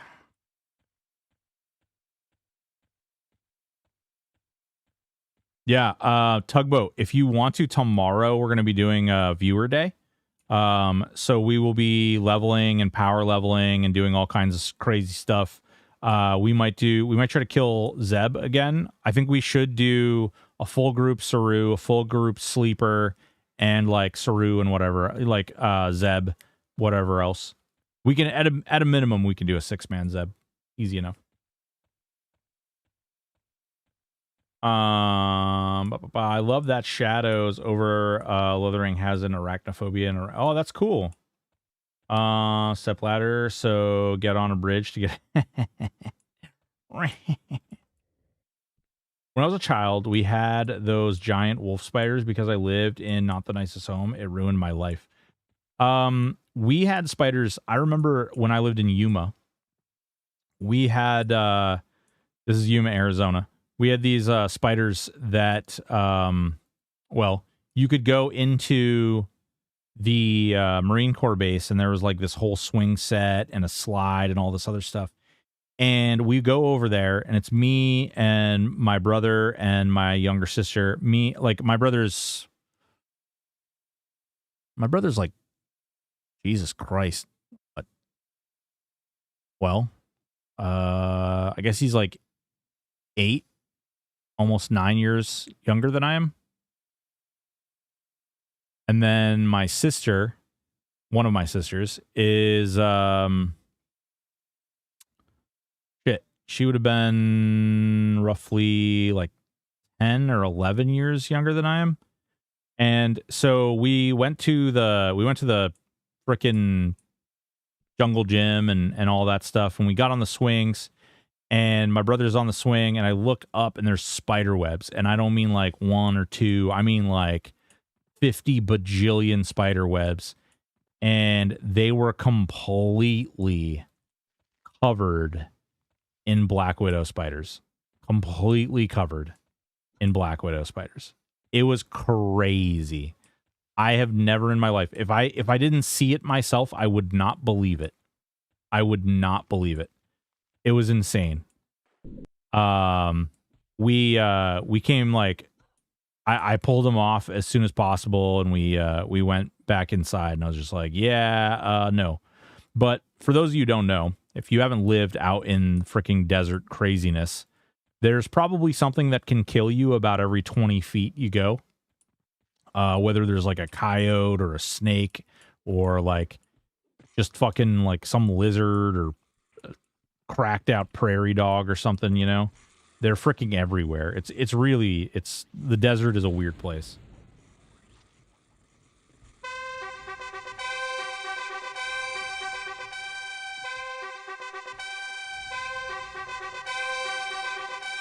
Yeah. We have the, they were little. I mean, obviously they were like super tiny. Black widows are not like tarantulas or anything like that. They were like that big. Over here we have the brown recluse in Vermont. That's the big poisonous one we have here. And then, rabies. Frickin' rabies. Any animal with rabies is bad. Meow. Grew up in Ohio. We had 2-inch edge-to-edge spiders, green and yellow and black garden spiders. Yeah, no kidding. That's what we have. We have those too. I used to play with those. My grandmother, who I lived with for a little while, she was big into gardening, and I used to go out there, and I would play with those and snakes. The snakes were a totally different thing. Giggity. Wink. But we definitely did. We used to play with garden snakes, and yeah, tummy snakes. Definitely played with a lot of tummy snakes in my life. I mean gardener snakes. Definitely gardener snakes. We had big honking wolf spiders. Jeez. AA spam. Oh, God. Save a squirrel one time and came in the garage the next morning, and a black widow had made a web on top of the box above it. Aw. Gosh darn mooses. Yeah, we got them mooses too. We got them mooses. Oh, ticks. Actually, ticks are a big problem up here too. Fricking ticks, man. I wish I would like if we could come up with like an insecticide that would just kill all of one particular breed of insect, ticks. Go for it. Knock yourself out. You can leave the mosquitoes, you can leave all the other stuff. Ticks. Just take the ticks. I had a brown recluse in my bed last year, and my husband drove the ambulance to our house to come kill it because he was on shift. Holy crap. Start a possum farm, they eat ticks. We have a fair amount of possums over here, but while they eat ticks, like, they don't eat them off the deer, and they don't eat them off the moose, and they don't eat them off the cows, and they don't eat them off, like, there's all kinds of wildlife and stuff that ticks attach themselves to. Dogs are dogs, you know? Got to get them dogs. Save the dogs. Dogs. Yeah, I like dogs. Have we heard anything in the new lawsuit? Heard in another channel, EQ releases financial info, and it said they are making more money since THJ than prior. Will judge see that? Candyman. So will a judge see that? Maybe. Also, hi. Yeah. Candyman, what's going on? Will a judge see it? It's quite possible that they will see it. Will the judge see it before making the decree on the injunction? No. The timeline for submission on that, and this is why, okay, actually, really good time to do this really quickly. This is why when you talk about court and what's right or wrong versus like what's appropriate or not appropriate, this is the time. Exactly. This is a perfect moment for you to realize. So the injunction, right?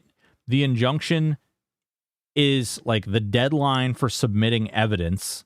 And this is why having a good attorney matters. This is why good timeline matters. Like there's so many things that play into a court hearing. So the injunction, the date for all of the paperwork that can be considered for the injunction was like 2 weeks ago. And now the hearing has occurred for the injunction. And now they cannot submit any new paperwork. They cannot submit any new documentation. It does not matter if there's all of a sudden they found the smoking gun.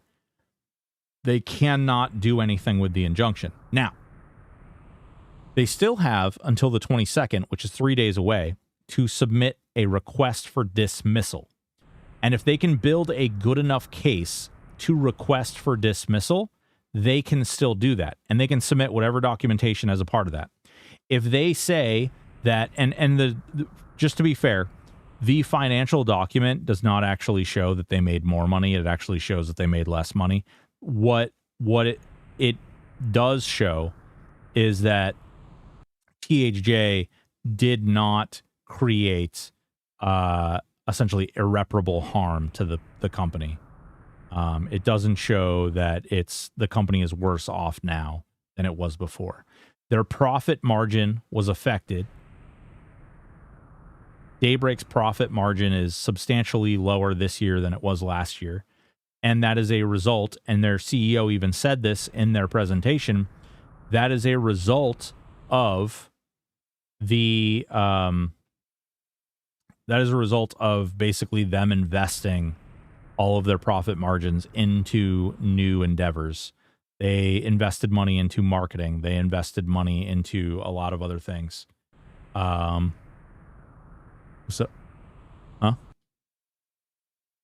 Oh. No, you're okay. Munch. He's eating his pill. So, yeah, they did ban a lot of accounts. On August 4th, they banned a butt ton of accounts. And when they did that, it is what it is. Yeah, it's a poor TLP choice.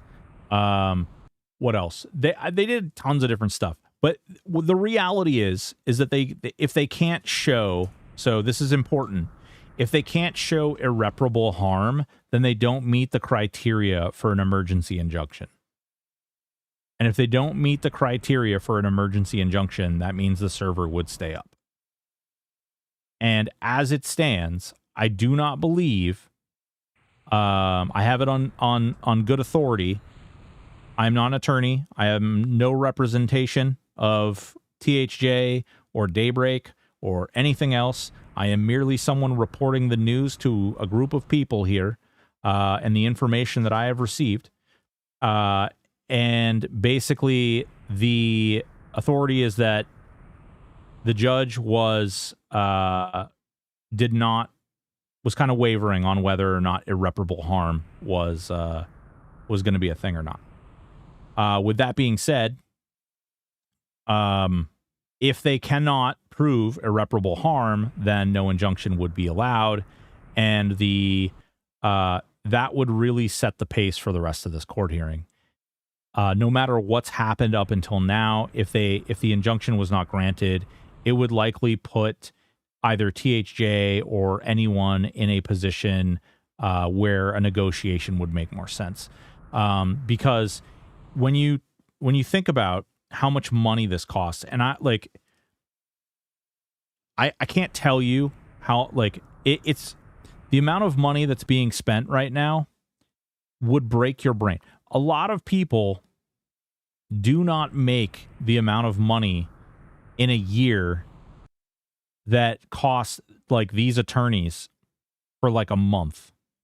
A majority of people do not make half the amount of money that it costs these attorneys to operate for a month. And so think about that. At what? $18? $18 before tax, Dabidu. All right, we'll pause this conversation for when the ads come back. We'll pull some stuff. We'll pause this convo. But it's important to say and important to recognize that, you know, it's not as cut and dry, and where everybody out there is like, oh my God, this is a surefire, like, black and white thing. It's like, no, nothing in court is ever a surefire black and white thing. It's never a cause and effect. That's not how court works. Court is often won by the more wily and carefully planned person, which is often why having a very expensive and very smart attorney is often very, very important. I agree entirely that public defenders are typically people who have very large amounts of college bills, and they actually get their college paid for, because what ends up happening is, as a fresh attorney, you basically agree to go work for the public defender's office for like 5 years, and they'll pay off all of your student loans and things like that. It depends on the state and where you're at. But in my state, that's essentially, not exactly, but that's essentially how that works. And as a result, you know, you're basically getting somebody who's fresh out of school, fresh out of law school, which has its benefits and has its problems as well. They're not as experienced, but they are fresh on the law and typically have more knowledge of little nuancy things, versus the seasoned veteran, which is going to have more experience with case law and probably less experience with some of the silly, like, unused stuff. What's going on, Nick? How are you doing? They've been complicit in letting people bot multiple accounts for years, and now finally cracking down on it. Seems weird after a 20-year-old game. It's not really like it's going to get some huge influx of new players. Well, funny that you say that. Maybe it does get a huge influx of new players because they're starting to crack down on bots and multi-boxing, and that being a problem, right? A lot of people are complaining that one of the reasons that they don't want to play on the server is because they don't like bots and they don't like boxes. So maybe this is their effort. It's hard to say. Anything we say about it is speculation, raw speculation, and nothing more. We have no inside like train. We have no way of knowing what their intentions are or otherwise. We just don't have any way of knowing. It could be that their company is run like it is entirely because their investors and their CEO and whatnot are dictating how they should proceed and how they should move around. That is entirely possible. It may be not that at all. It may be just that they're a bunch of shitters. I have to think, though, that the people who work at Daybreak, who are voluntarily putting their time in for money, not great money, mind you, are people who really care about the IP and really care about EverQuest as a whole. And like most things, they may or may not have a difference of opinion in the direction that it goes and how it should be handled. These are absolute possibilities. It's just hard to say. We won't ever know, probably. We will, on the other hand. I have begged and pleaded, and hopefully, like, once the whole legal thing is over, I've actually asked, Aporia, Kata, and some of the legal folks to do an interview. And with any luck, that'll be a thing that we can get. Where they can actually talk about it and they can actually give their perspectives and like their, like, what was going on, or, you know, what's going on behind the scenes that people can't see now. That would be awesome. Rob Keystone, thank you so much. Played EQ since 1999. Hell yeah, baby.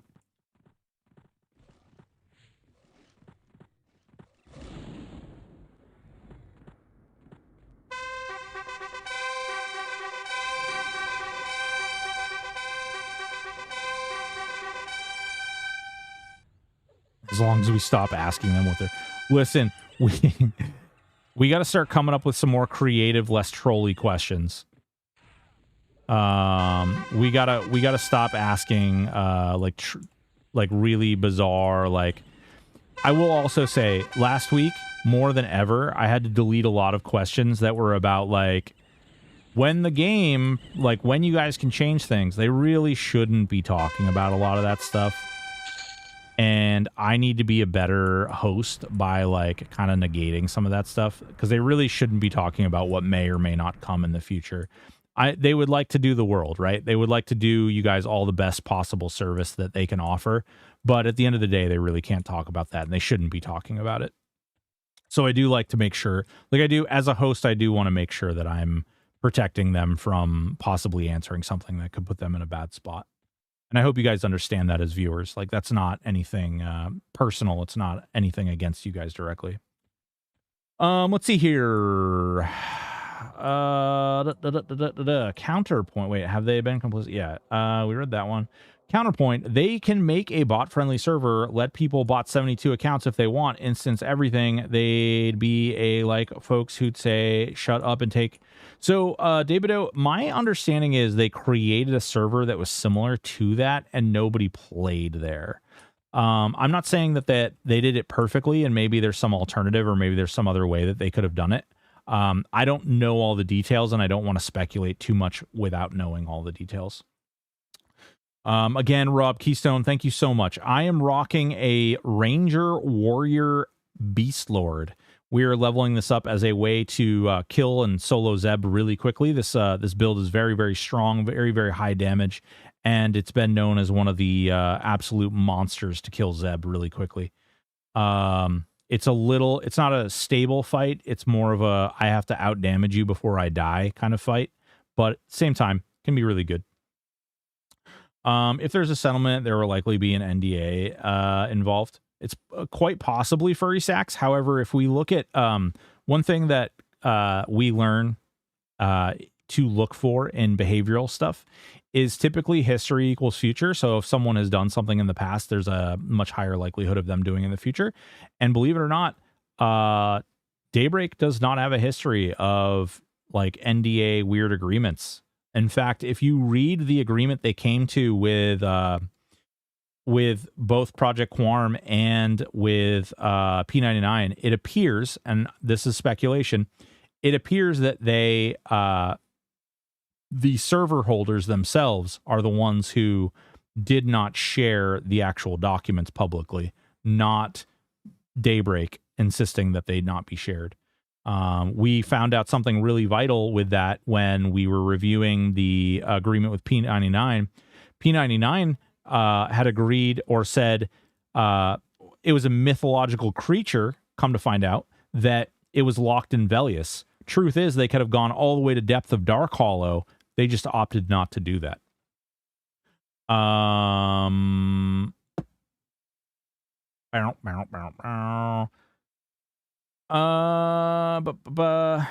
That's a great idea. Would love to hear their version of the lawsuit. Yeah. I mean, unfortunately, we can't do that until EverQuest OG. We can't do that until, you know, everything's all done, and that we have no idea when that could be. Holly Longdale came out to announce the new WoW X-Pack at GameCon. Yeah, I heard. Raina was like listening rigorously. You need to talk more about your nipple piercing. Jesus Christ, Nick. My question is, if they do shut down THJ, then should it shut down any emulator servers that's taken donations? Gesture, at the end of the day, it's their right to do one thing or the other. However, I would not be overly surprised to see that if THJ is taken down, that more servers lean on the air of caution, and you see more servers shut themselves down as a result.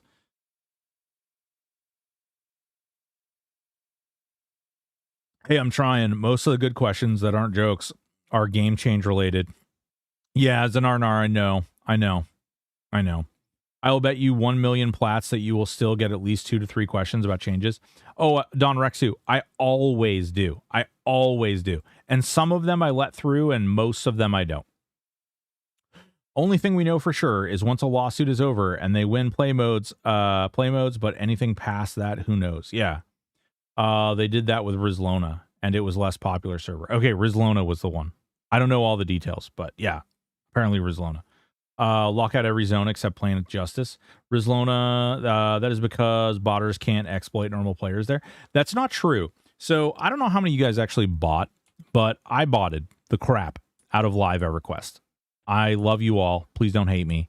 I botted the ever-living daylights out of Live EverQuest. I had 4 accounts that literally farmed nothing but platinum all day long, every single day. Okay. And I used that money to buy Chrono. And I used that Chrono to buy things for me on Teak. And then I used that money and that Chrono over there because Teak was so broken with their economy. I used that to be able to buy more Chrono. And I walked away from, I walked into Teak with 6 Chrono, and I walked out of Teak with 130 some odd Chrono. I don't know. I didn't like exploit anybody, I don't think. Most of my like exploits, or most of the things that I did, was I bought Chrono from people who were scamming and doing that kind of thing. I myself actually lost a handful of Chrono as a result of the chargebacks and stuff. It's one of the things that made me like look into why the hell it was happening in the first place. I didn't bot on Teak, but I utilized the botting that I did do to profit myself on Teak. But I don't think I took advantage of anybody. In fact, the worst thing that I probably ever did was I used to bully the people off from the Garnell for the Guise of the Deceiver in Unrest Basement. If you want to hate me for that one, you go ahead. I was probably a jerk, and I definitely was a jerk when it came to killing Garnell and getting the Mask of the Deceiver, or Guise of the Deceiver, rather.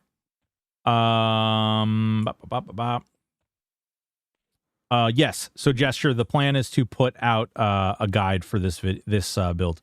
I did not work. I actually worked on some other stuff last night. I'm going to be dropping a bunch more clips, which is something that I'm also going to work on tonight. And we're gonna be dropping a bunch more short little clips coming out here very soon. We are also going to be upgrading like things over on Kick. I want to make sure everything operates on Kick the same way it operates on Twitch, with all the banners and all the basically I want it to work the exact same way. So I have a lot to do there. And then we are going to be doing the Paladin Wizard Enchanter build guide, which is basically done. It just needs a couple of little more edits. Shadow Knight Shaman Rogue guide update, which is going to be, again, it just needs a couple of updates. This, I need to finish this character and I need to actually play it through so that I can do that build guide. I would like to do the next 2 build guides after this. I would like to do the Shadow Knight Necro Druid, and then I would also like to do the Mage Enchanter Druid. So I have a pet build guide as well, even though I'm not the pet build guy by any stretch. But I do want to drop a pet build guide, and that's, so far, that has been my favorite. It's sort of a dot based pet build. Boo hiss, what's going on? Big Lee too. Do you think Enchanter Shadow Knight Wizard can kill Zeb? Enchanter Shadow Knight Wizard. I can kill easy Zeb, probably. I can't believe it's not Bubbles. It can probably kill easy Zeb. That's definitely a departure from the norm. That's really interesting.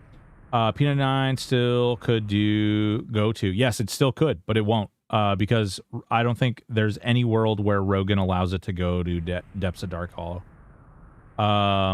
As far as I know, Rogan has not really done anything with P99 other than release a new server, which is interesting because there's no limitation on the amount of servers that can be formed. And I also wonder, I know that Secrets was in our channel the other day, and we were talking to Secrets. Secrets feels like the verbiage on the agreement that they signed disallows them from creating additional servers. However, it's the exact same identical language that's on the P99 document.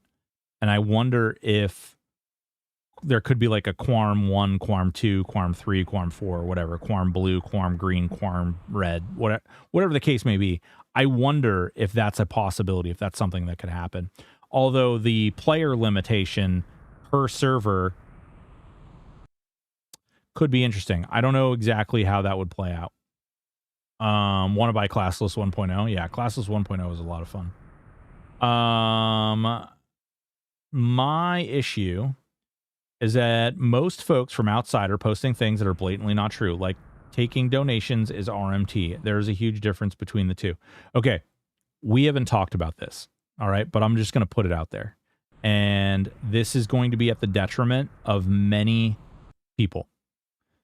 But I'm going to just say it out loud right now because we're talking about it and fuck it, right? The whole comment about donations being RMT is utter bullshit. If donations are RMT, then P99 engaged in RMT outside of their GMs doing some shady shit behind the scenes. We're not talking about that. We're talking about the server itself endorsing RMT.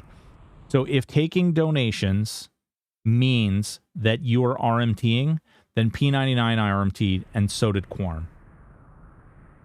There is no possible situation that either of those servers, either when Secrets was collecting money both through a Patreon and later through a GoFundMe, and P99 collect money through a donation system, as well as a system that he was accepting donations, Rogan was accepting donations for hardware upgrades for their servers.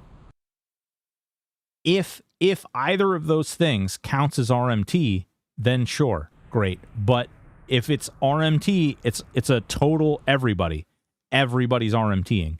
If it's not RMT, then nobody's RMTing. If you want to look at RMT, you need to look at servers like the Hidden Forest, which literally have a store that says, if you donate X, we will give you Y. If you donate A, we will give you B. The Hidden Forest has an online store that shows that and gives you sort of the microtransaction version of all of these things. That is RMT. It doesn't matter. There's nothing out there that promises you EOMs for donations. There's nothing out there. So, like, at the end of the day, like, if you wanted to, you could donate $100 to THJ and get 0 EOM. Because there is no promise. There is nowhere, there's no transactional agreement that occurs where THJ says, hey, for this, you get that. Now, historically, has there been some type of expectation? Sure. People have expected to receive something in return for their donations, but that falls back on the individual who's expecting it. That does not fall back on the server for complying or not complying with what their expectation is.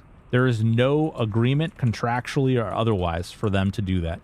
When you donate to THJ, you are not saying, I am donating money, I'm donating X money for Y product. Whereas the Hidden Forest, you absolutely are. All the builds you have on your dock, are they able to solo Zeb?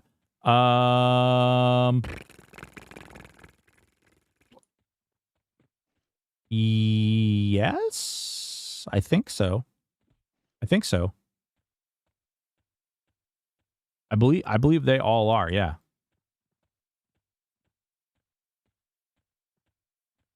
Sounds like need financial advice. Disclaimer of past performance does not guarantee future results. Yeah, I mean, you could do that.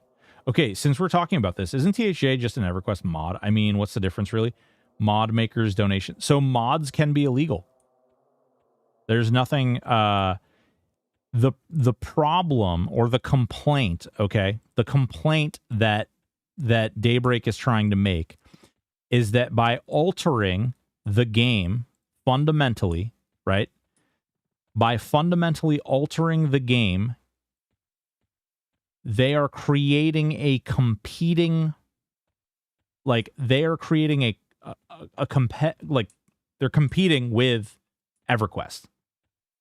However, while they're talking outside of this mouth that they basically created EverQuest, it's too much like EverQuest, it's so much like EverQuest. Out this side of their mouth, they're saying that they have fundamentally changed, altered, and for the worse everything about that makes EverQuest, and therefore are actually creating god modes and cheat codes. So it's like out this side of their mouth, they're like, hey man, they're doing all these things. This is our game. They shouldn't be allowed to do this with our game. Out this side of their mouth, they're saying, hey man, they've altered so many different things with this game that it's just at such a detriment to us and our game that like the god mode and cheat codes is just unhealthy for the player base. What's a really good AoE primary? For what class bubbles? So it's, it's one of those things, but like we just talked about, okay, their financial report comes out. It shows that there is no irreparable damage. That being said, the problem is that the time for submitting documents and updating that stuff, this is what we talked about when we originally talked about the court stuff in the first place. There's no I gotcha moment. If something doesn't get picked up in the document window that is intended, then it doesn't get picked up at all. It's gone. It might as well not exist. And so as far as the injunction is concerned, it might as well, that document, that financial document that they put out, might as well not exist. It serves absolutely no purpose as far as the injunction is concerned. It can be used for other things. They can submit it as evidence for other things. They could use it in a trial. They could use it in a later hearing. But as far as this is concerned, all paperwork, all documentation has been submitted that can be submitted. Yeah, the Tall War is a really good one. So Warrior Monk Rogue, hold on. You want to use these right here. These are great. This is the Fagard Blade Catcher. Basically what it does is it procs a little AoE called World of Pain. It says 24 to 29 damage, but as you can see, we're actually proccing for 1,683 damage. And we're double proccing in that case.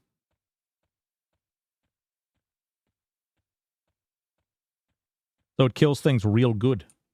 So good. All the good.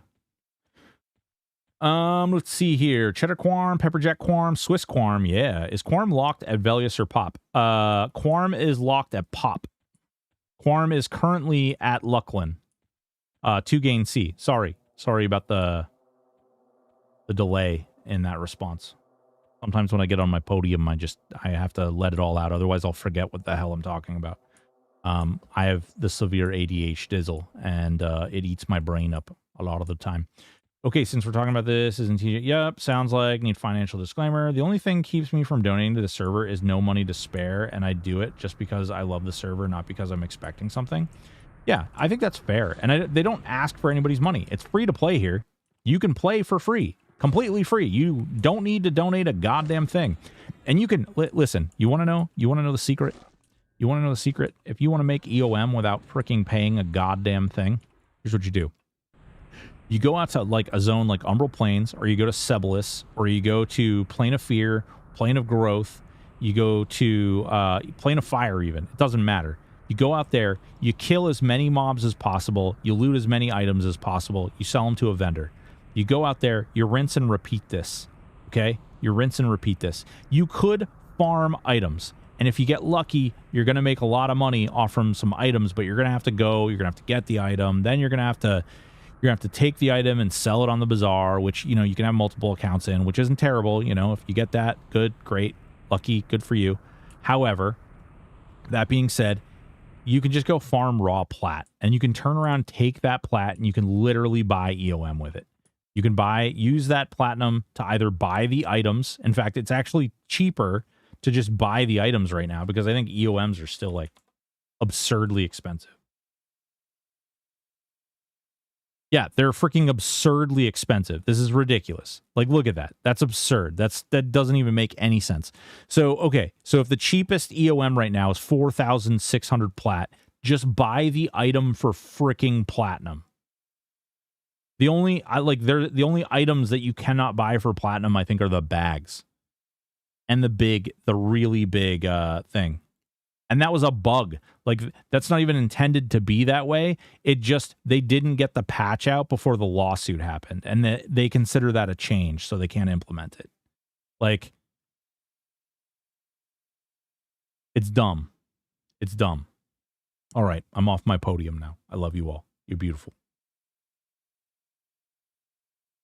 So I'll have that in my hand in my primary with a Time Forge blade, jagged in my offhand. Yeah, well, if you're trying to AoE, okay, Bubbles, if you're trying to AoE, utilize it. All you got to do is just you use two of them. Use one in the main hand and one in the offhand. The other item you can use is a Painbringer. You can use a Painbringer.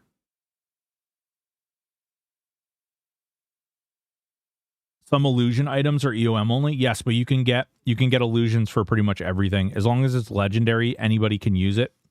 You don't have to be the designed class that needs to click it. It just has to be a legendary item. And you can get a legendary item for illusions for every single race in the game.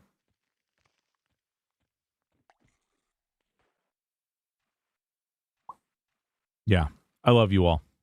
I'm sorry. I know I jumped up on a podium. I've been really frustrated with that stuff. I know I don't typically try and make that super public. I try to not really engage in that too much because frankly, everybody's entitled to an opinion and I never want to point at somebody and be like, hey man, you're wrong and you're dumb. But there's a lot of bad information that's out there about the lawsuit and stuff like that. And there's a lot of people, especially reading the Reddit and seeing some of these other content creators and their videos and stuff. A lot of the stuff that they say is just raw speculation. And a lot of the stuff they say is just kind of doom and gloom, like, hey man, this is the way it's going to be. And it's like, you do not have all of the information to assess that particular statement. None of us do. And to say that, to come out there and be like, and to advertise to a giant community of people who are all worried that the server that they love is going to get shut down is absolutely freaking, it's like CNN or Fox going out there and being like, oh man, in the latest and greatest in news today, here's this thing that probably will happen, maybe, allegedly, maybe kinda a little bit. And it just, to me, that is one of the most frustrating freaking things out there. It really bothers me. I think that, people need to understand what it is and what it's about. And it's why I dropped that one single video about the legal stuff. Because there was so much in the first couple of days of the lawsuit, there were so many people running out there to say all these crazy things and dropping all this info. And I don't like that kind of stuff. I really wish people, if they didn't actually know what they were talking about, would just keep their mouth shut, frankly. If you don't know what you're talking about, or you loosely know what you're talking about, say that. Make it abundantly apparent that you don't know what you're talking about and that you're not don't be like, my dad's a lawyer, so I know what I'm talking about. Don't do that. Bad. Rigo, what's up, baby? How you doing? No problem, man. It's nice hearing someone so well informed in these things. Well, so just so you guys know, my dad wasn't an attorney. I didn't even know my dad. But the reality is I was a parole officer for 17 years. And my time as a parole officer over those 17 years was not involved in IP law. It was not involved in these particular issues. I was a domestic violence parole officer. I also dealt with an addiction unit and a mental health unit, as well as a veterans unit. And I specifically worked with people who were either A, struggling with addiction, B, struggling with domestic violence, C, struggling with, I for a while, I supervised a low risk community as well of about 800 to 900 people at once. And through doing so, I spent a shitload of time. I've probably spent more time in court than most people spend in their own bed. Some days you're in court for 8 to 10 hours. It's crazy. Monday through Friday, sometimes, that's how many people I supervised. And constantly dealing with court and constantly dealing with that stuff. This particular case exists in a federal plane. It is a federal court that it's happening in, which I am not super familiar with. However, I do understand due process, and that is why I do speak to due process, not specifically to this case. It's also one of the reasons that I don't like speculating on this case, because there are and can be case law and other things that I don't know. There absolutely could be pieces to this that I have no freaking clue about. They do exist, 100%.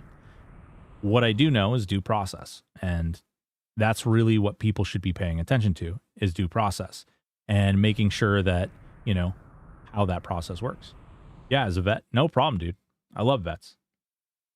Are you saying the EOM bogs were supposed to be bought by Platt, or did I misunderstand you? Comma, the big combobulators were supposed to be bought by Platt. The 16 slot things that allow you to like mash as many items into a better item as possible. Like you can turn, like, instead of having to buy, I never knew my father. I never did know my father. He ran away when I was very young. In fact, I was fresh right out of, you know, the hole, right out of there. Yeah, you can turn 16 regulars into one legendary. That bag that you use, or the box, whatever, the container that you would use in order to create that process, was supposed to be sold for Platt on the vendor. Right before they were putting it on the vendor, like literally the patch that they had set up to drop that, lawsuit, they couldn't do it. There was a bunch of things that was coming to fruition, but didn't end up making it into fruition because they can't do that. They can't make those adjustments. They can't do any of that. They just have to sit and exist. Yeah, they do smell like shit. It's true. Dogs and cats living together. What's up, Rigo? Just followed. Hey, yeah, baby. Appreciate you. Chilling. You said this makes you money when I type. Yeah. So, over on Kick, the way it works is, because I'm a partner on Kick, I get paid essentially an hourly wage. That hourly wage is determined by how many people are typing and talking in my chat. For every new person that talks during a certain period of time, which is not told to me as a streamer. I'm sure I could figure it out if I tried to math it. But the way that works is basically I get reimbursed at an hourly rate for how many people talk. It's called an engagement metric. And the more people talk on Kick, the more they pay me per hour. Kind of cool.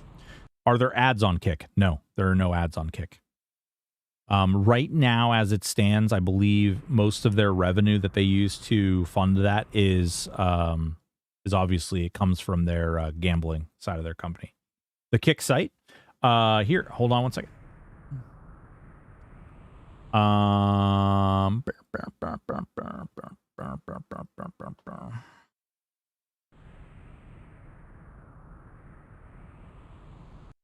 There you go. I need to set that all up. Actually, hold on. Finish streamer bot commands. Cool. Awesome. I can do all that tonight. Now that I know how to do the shorts, I'm really excited to actually get a bunch more shorts out. I gotta farm through all my videos and stuff and find good content to make shorts with. But I have a bunch. Hopefully I can come up with more, and that'll be a good time. But yeah, so yeah, that's how Kick works. But that's kind of my my skinny there. How much plat would those be just for the 4-time combine? The 4-time combiners are about 10K a pop. So you'd effectively be saving about 40,000 platinum. Actually, well, the 4 slot, I believe the 4 slots were supposed to cost like 15K or possibly like 20K at the most. There, some of that stuff was being discussed. I honestly didn't pay a whole lot of attention to that. I don't really care. I don't usually engage in that particular mechanic of the game, but yeah. Are there certain Cerubane weapons that players tend to prefer or find more useful than others? I am planning to craft some to give away and want to make sure I focus on the right ones. Bows are good. Fists are good. Giggity. I would say bows, fists, and swords. Probably bows, fists, and swords. No Keenum, thank you so much for the follow. Stunzeed, thank you so much for the follow. Much appreciated. I actually did a couple of TH shorts on YouTube. Don't know if anyone liked them though. Ha. There we go. Take the monies. Thank you so much. Much appreciated. Yeah, daggers. Actually, that's a really good one too. Daggers are a really good one. I personally use Yttrium runes, but that's because I'm already killing Saru. So I have those Yttrium augs just chilling on the side.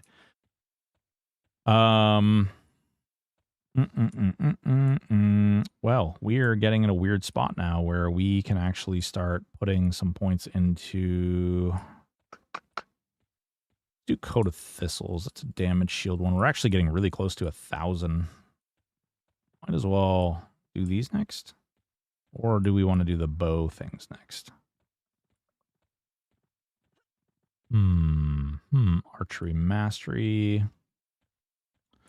Auspice of the Hunter. Guess we can just... Actually, let's do the heals next. Oh, Finishing Blow. We still don't have Finishing Blow. Let's get that. Do Finishing Blow, and then we'll start doing the heals. And then we'll start doing the defensives. Faded Times, what's going on, baby? How you doing?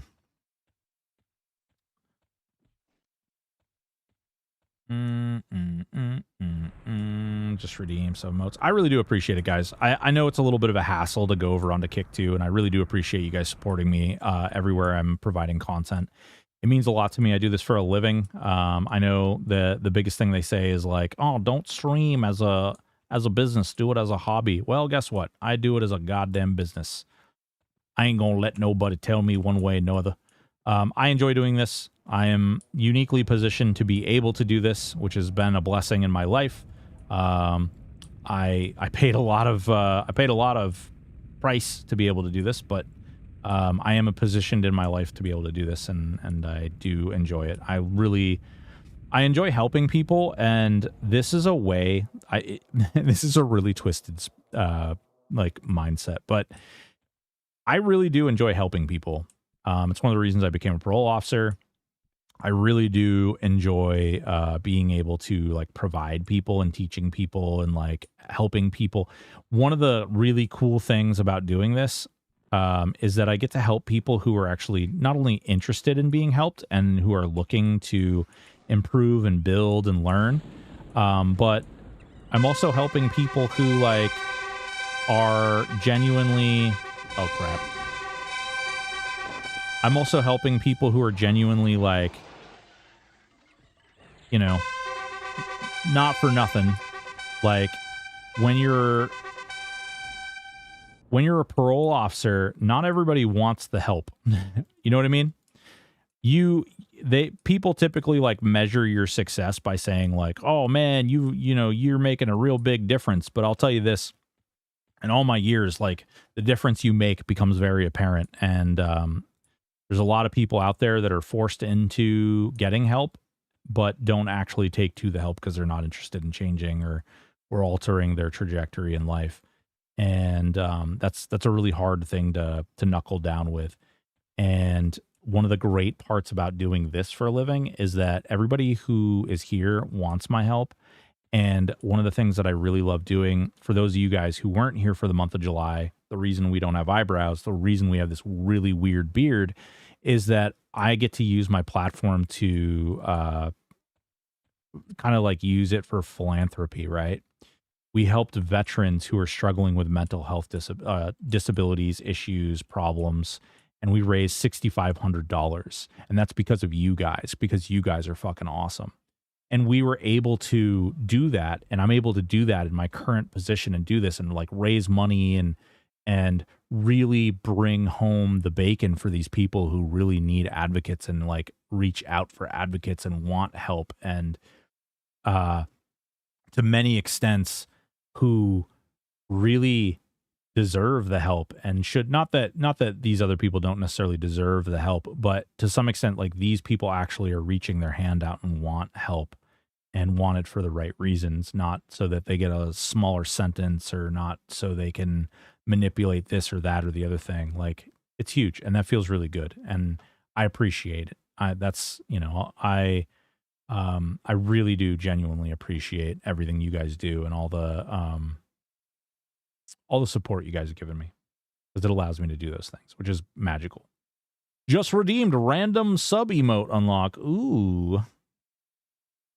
EverQuest OG, what shorts did you do? I need to look at your, can you, EverQuest OG, can you link your channel for me?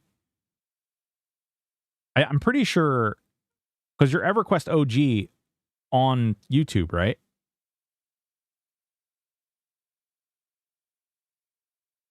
I'm pretty sure I watch your stuff. Yeah.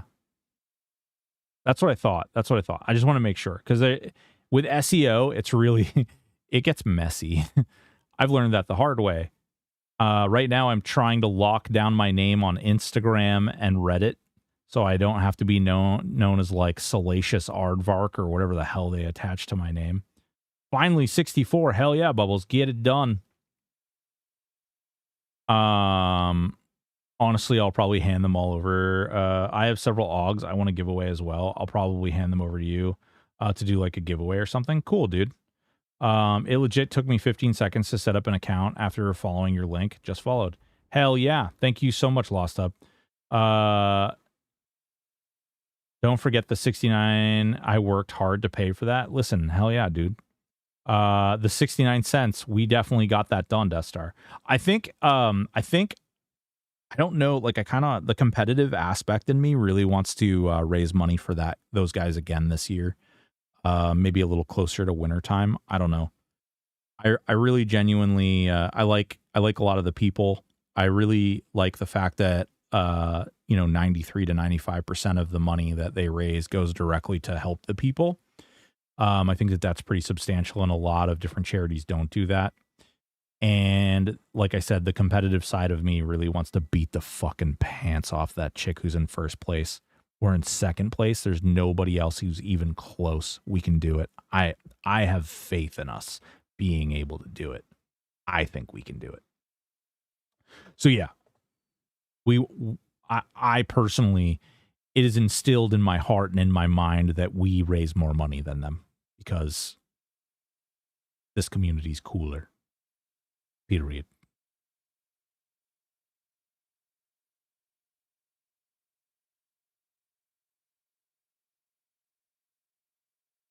Beating the pants off chicks can get you jail time. Listen, you just have them sign the consent form first, okay? You just have them sign the consent form, and then it's okay.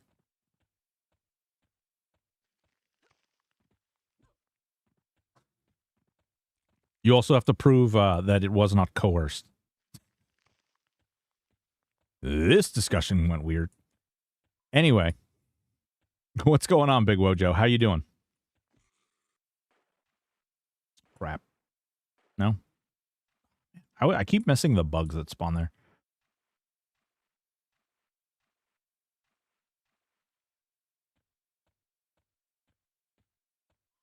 Always watching stuff on YouTube? Hell yeah. Dude, safe words are a must, for sure. Never been in a situation where I needed a safe word, but I'll keep that in mind, just in case.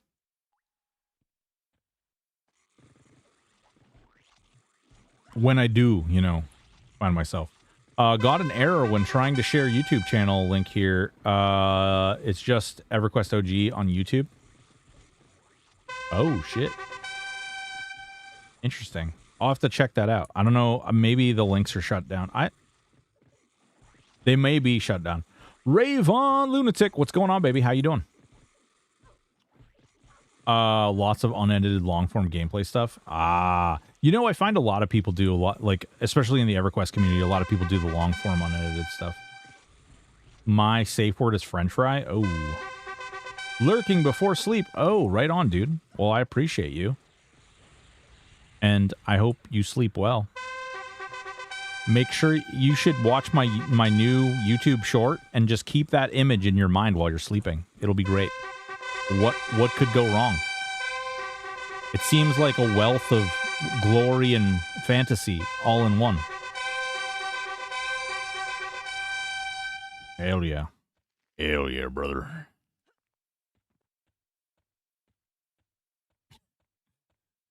I don't know. That short is definitely weird. I was definitely like, do I post this?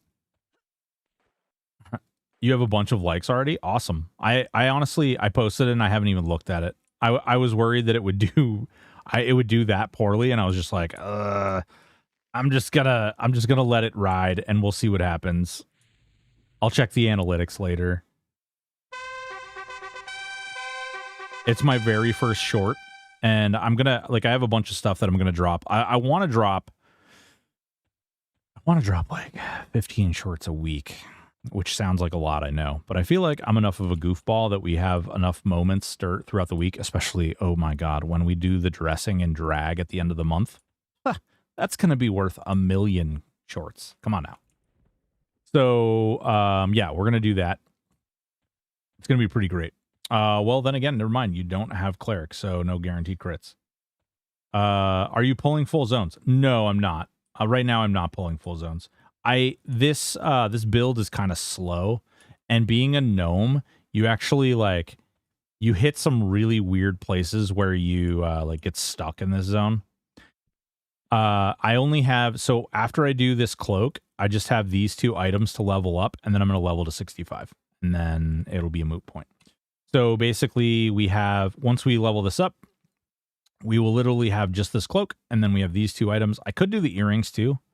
Maybe I will do the earrings. That'd be 4 more items. I don't know. It's happening pretty quick. That's already 16%.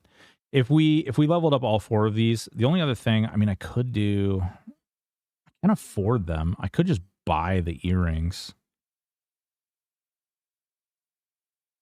I also need the Augs, though, too. I don't know. I don't know what we're going to do. We'll figure it out. Let's see. Push up to 60 and start doing Plane of Fire instead of this. Are you pulling full zones? Well, then again, never mind. You don't have clerics, so no guaranteed crits. Yeah. See, your shorts is... I see that your shorts is as big as mine. They're too short to get out of the tunnels on the back end. Yeah, it's a pain in the ass. Yeah, trying to get up those stairs from down. Yeah, exactly. My first character on the server was a gnome, and he's a dark elf now, partially for that reason, because it was a damn nightmare. Lumpy, usually cheaper to buy if you enchanted and consume them. Yeah. Right, I forgot I've got no Augs, and I've gotten 2 Halls of Honor. Hell yeah, dude. Hell yeah. Did you find the mobs to charm? If you press M, okay, if you press M and you see all the, like, the mobs and everything, you should be able to see which ones are light blue. And you should be able to charm them that way. My best farmer grinder is my Warrior Monk Cleric, Just Roars, Blade Guardian, and Battle Frenzy, and all F2, C2 melts at the same time in about 3 seconds. Nice, dude. What are you, what weapons are you using? You said Warrior Monk Cleric. So are you using the Hammer of Holy Vengeance, or are you using Feyguard Blade Catcher, Painbringer? No, I'm in Umbral Plains, farming money. Ooh, hell yeah, baby. Blade Catcher and a Painbringer? Hell yeah. Right on, dude. Hell yeah. I don't know. I will say that's one of the most, like, sad parts of the possibility that the server could be shut down. Granted, like, I'm not gonna lie, man. I have to think, it's Tuesday now, right? And if the judge still hasn't made a ruling, I don't know. That would just be guesstimates, and I don't want to get guesstimates. Yeah. Yeah, dude, Blade Catcher's huge. Blade Catcher's amazing. It's an amazing, amazing item. I actually haven't seen one drop the whole game. I farmed them for a while. I never saw one drop. So there hasn't been any more. No, No, there won't be any new filings. Well, correction. The next thing that I suspect, if THJ's attorneys are going to... The next thing that they have is the deadline for requests to dismiss. And they can do that by the 22nd. They have to get the paperwork and everything to the court by the 22nd. If they do the request to dismiss, they could include a lot of different things that Daybreak has done a really poor job at representing. And I would say that it even borders being deceptive or misleading. We don't necessarily know. We don't know the details. We don't know who writes the documents. We don't know who authorizes the documents for release. And therefore, I want to avoid saying that they're lying, but it does appear that there is a difference in reality and what they're putting on paper. They could utilize that difference in factual data compared to representative data, and they could theoretically provide that to the court and request that the charges be or the claim be dismissed based upon the lack of accuracy of documentation.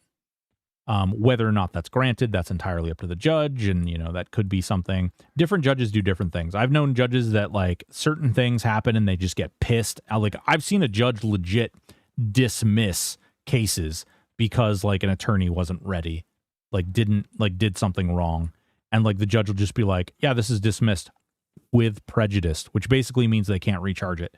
That doesn't mean that'll happen here, but I've seen those things happen before.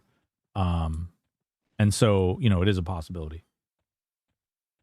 About the Blade Catcher farming bags while Vanilla Dragons have first started on the server. Hell yeah, dude. I got one Painbringer while leveling up, and that was the only one that I ever saw. It's almost like judges are humans. Yeah. Yeah, they are.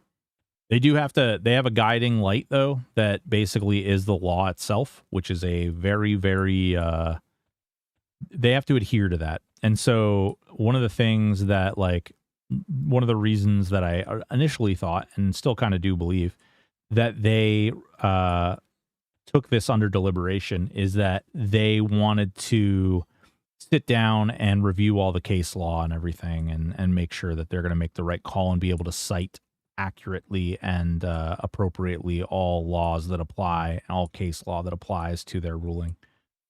Because if you don't do that, then it opens you up to an appeal. And let me tell you, there's nothing more that judges hate than being appealed and having their decisions overturned.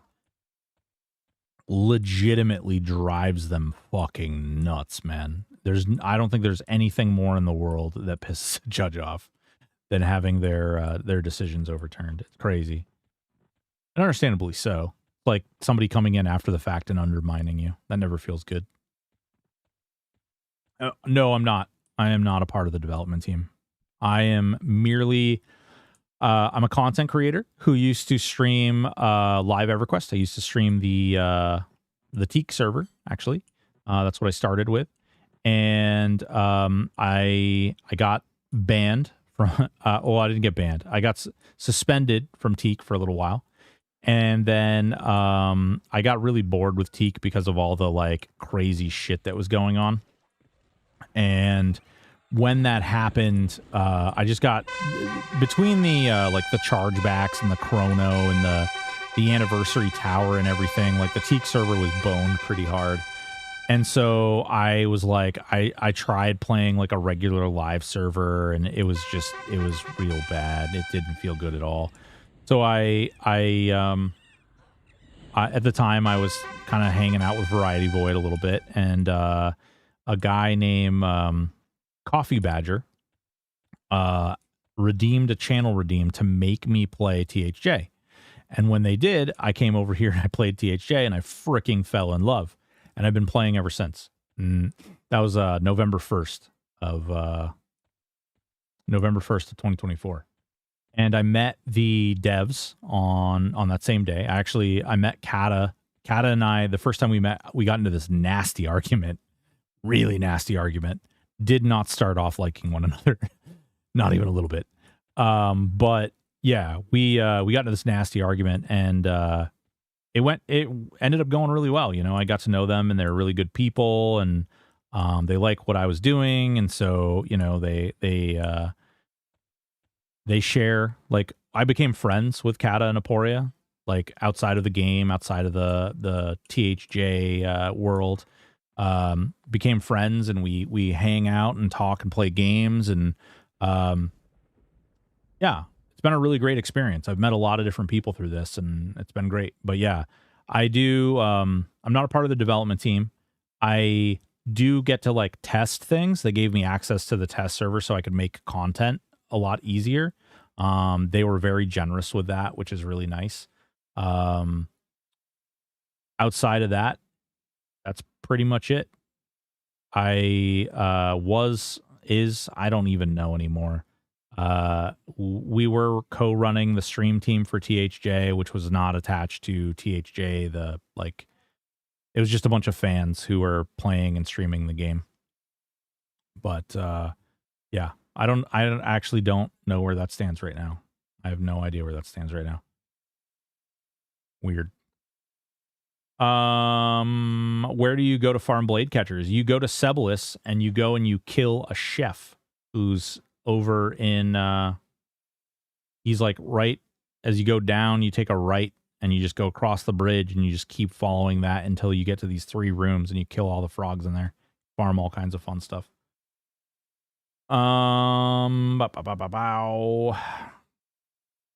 Yeah, I mean, I'm not one of the devs or anything, so there's no limitations on what I can or can't talk about beyond what I would like to limit myself to, and I try not to speculate too much. I don't think that, you know, I hammer this, I beat this dead horse quite a bit, but I don't like to speculate on the case because, you know, we don't have all the info. We don't necessarily know where it's at. Judge Dredd, I am the law. Yeah, to be fair, I told you to play THA when it was in beta. It's true, you did. Osiris, you did. But dude, like, listen, here's what I'll say. I don't know why I like THJ as much as I do. Because you guys this might strike you as bizarre. I fudging hate custom content.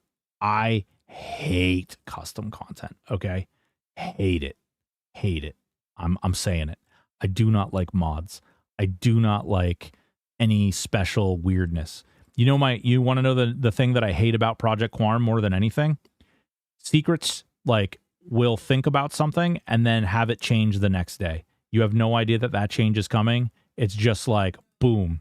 And that's okay, because that's Secrets thing. Like, has no reflection on Secrets. I just don't deal with, like, things not following. Maybe this is why I was such a good PO, but, like, it's written, right? Don't like pull that page out tomorrow and throw it away or rewrite it tomorrow. You know what I mean? Like, it's written. That's what it is. That's my expectation of it. Don't, like, tear that out and then completely rebuild a new expectation the next day, and then potentially the next day do the same thing. I do not engage with that content very well. But that being said, here I am on THJ, and these guys change things so quickly. I made a video joking about how these guys change so much crap so quickly. So, yeah, no, like, listen, I know moddable games are so good. And honestly, there are, like, moddable games. A lot of the mods and stuff that we played with on Repo are actually a lot of fun. And because I had never played Repo without those mods that Nerd gave us, I honestly had no idea what the regular game was like. And when I went to go play the regular game, I was like, what in the Jesus? I don't even know what's going on here, because it's so different than when we played with the mods.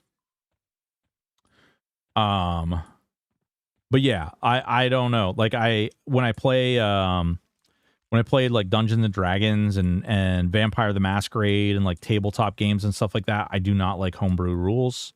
I like playing by the book, because the book, like, there's no, like, weird, like, funky thing. I don't ever want to feel like I don't understand something because it got changed at the last second, where if it's in a book or if it's, like, written as law, then it's written as law. Like, it always is what it is, and it's not going to be, like, messed with or flipped upside down or adjusted, modified, I know what to expect from it, and that's something that I as a person really prefer.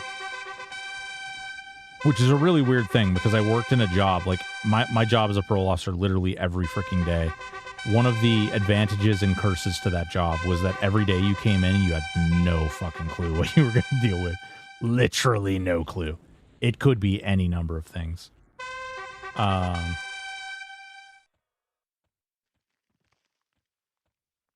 Do you have any insight into some of the things these devs are focusing on for the next round of bug fixes? Tried asked your Q&A, but it didn't get much info. Yeah, so here's what I'll tell you is that it's tough to talk about some of the new, like some of the bugs. They just dropped EverQuest OG. I don't know if you know this or if you haven't played in a couple days, but they just dropped a pretty big patch, which just had a bunch of changes in it. I don't know exactly what their next big thing is. I think, honestly, based on timing and based on the fact that they're waiting on the ruling, I don't think there'll probably be another like big bug fix shy of either, hey man, we got to shut things down, or hey man, either hey man, we got to shut things down, or hey man, here's like play modes, or here's dungeon finder, or here's, you know, whatever it is, you know. I think, you know, obviously play modes was the next thing on the agenda. So I suspect, based upon that, you know, depending on whatever the ruling is on whether the injunction gets put in place or not, that's really going to dictate what we're going to see next. I'm hoping the next bug fix is game modes with the release of Gates. Yeah, I mean, Gates won't. What I can tell you is that Gates is not ready. So it will likely be something to the extent of like, and there's, I mean, who's to say, like, what happens if they get to actually sit down with Daybreak and Daybreak's like, hey, listen, we're good with you doing whatever you were going to do there, but we don't want you to go past Planes of Power. Okay. Like, great. Wonderful.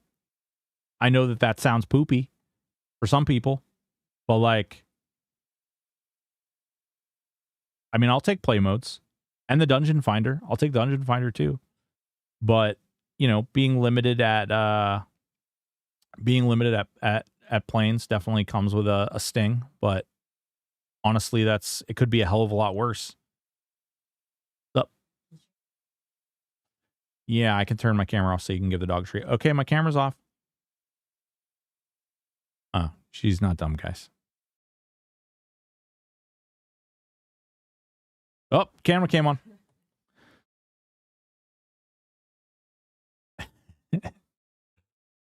I would love to see the game modes. Honestly, I actually installed Project Quorum the other day because I like was like, oh man, you know, maybe if I go over there and I play on there, but I don't have time for all that shit. And that's what happened is I installed it, I created my character, and then I shut it down because I was like, I don't have time to do this. I don't have time to do half the crap I'm doing right now. Why on earth would I be able to do that? Let's see. I know I said I was gonna go back into the healing stuff, but maybe I just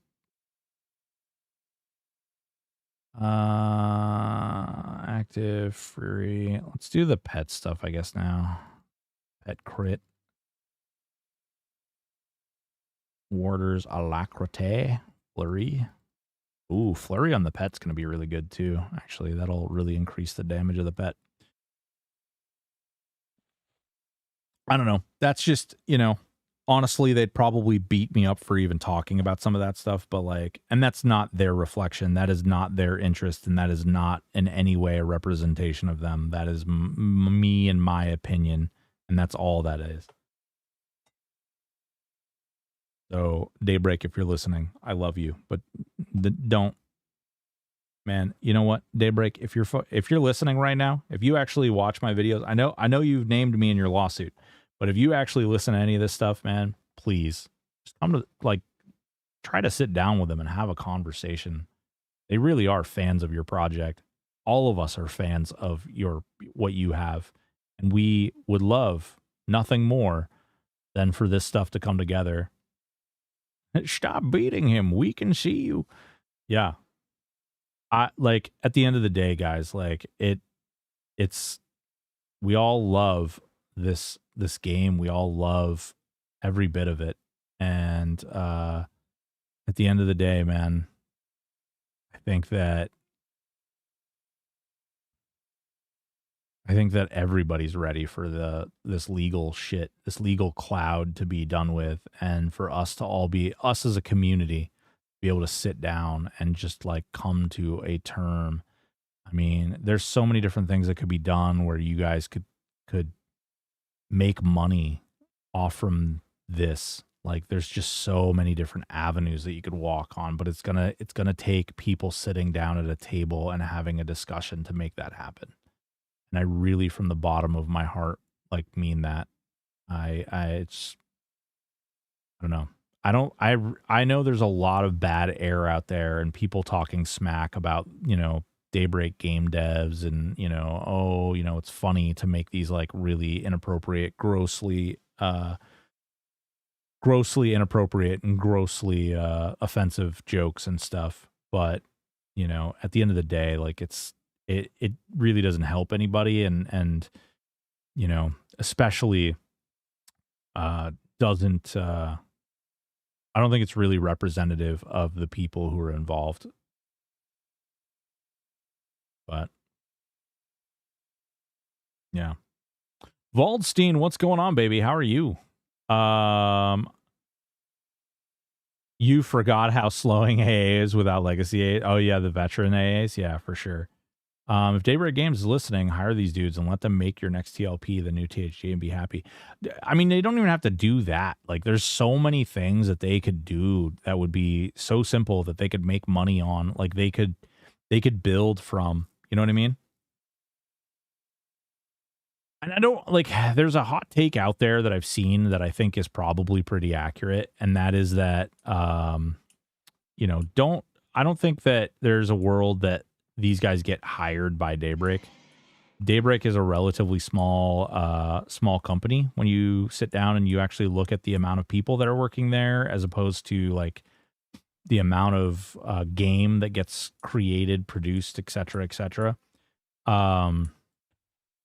But the reality is, I don't want to pay money to play EQ, to be honest. Yeah, I think that that's an important thing. Oh shit, there's a mealtime with dad guy. What a mature, level-headed take. Get the fuck off the internet, Broken Stoic. Those aren't welcome here.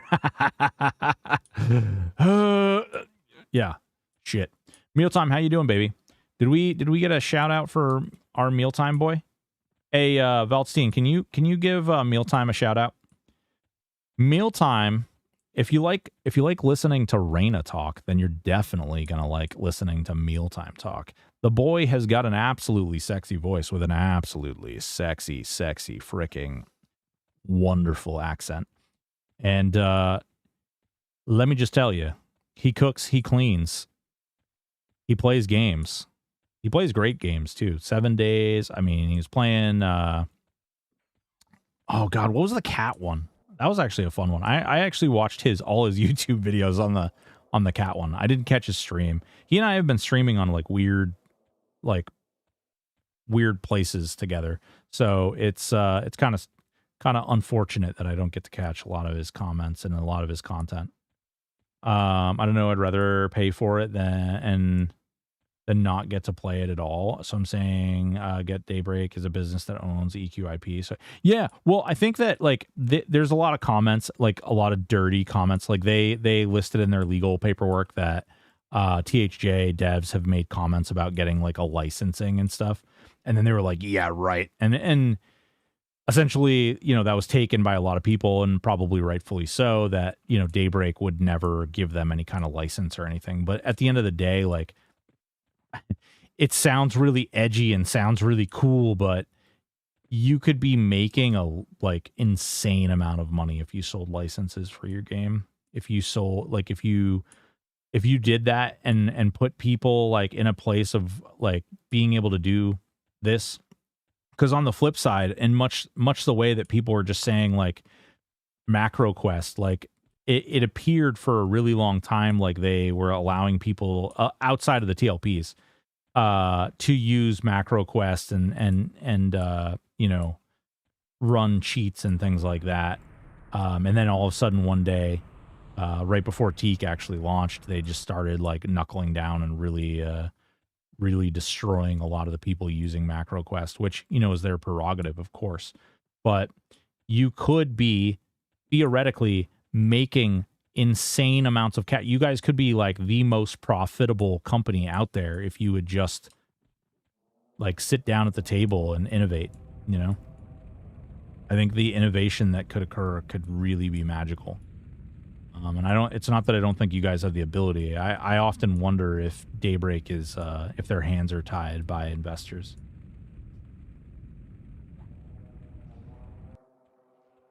Reyna, when are we convincing Broken to start the survival crafting area so we can all, Mealtime, do you have, Mealtime, do you have Grounded 2? You have Grounded 2, Mealtime? Big City Little Kitty, that's the one.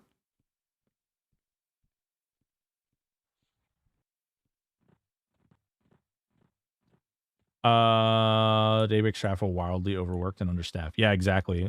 All you need to do is go back. All right, there's a AMA that one of the Daybreak devs did, and bro, he sounded like one of the most jaded, unhappy people that I have seen on the internet ever, and that sucks. That really, really sucks. I can acquire Grounded 2 in short. We should talk. Like, legitimately, we should talk. I got to do something for Grounded 2. I actually got a sponsorship through Xbox for Grounded 2. And I have to produce some content for them. And I think it would be a lot of fun if we got like a small group of people together and played.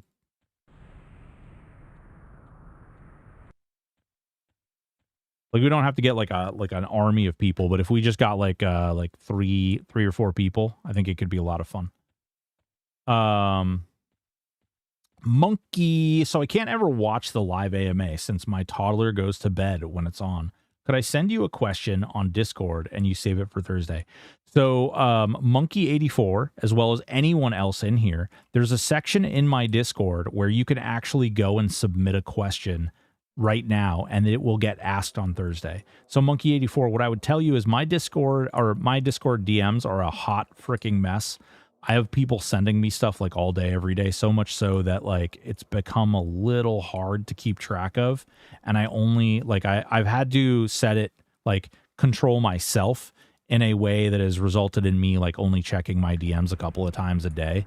Otherwise, I'd spend my entire day just talking on Discord. So what I would recommend to you is to jump in the Discord and then go into the THJ portion, and there's a little Q&A section in there where you can submit a question, as well as any of you guys can submit a question. What I would remind you, or just to put out there so that anybody who are submitting questions in this way, just remember that if your question is about new content, they cannot answer that, they cannot talk about that, and therefore it likely will not get answered. Otherwise... yeah, I know, Waldstein. I'll get it fixed, baby. I'll get it fixed. I'm going to do it tonight. I have it written down. Listen, in my very, very high tech form right here, okay? It's written right there. Streamer bot commands. Make sure I do them. I'll get them done tonight. I know, I'm the worst. Yeah.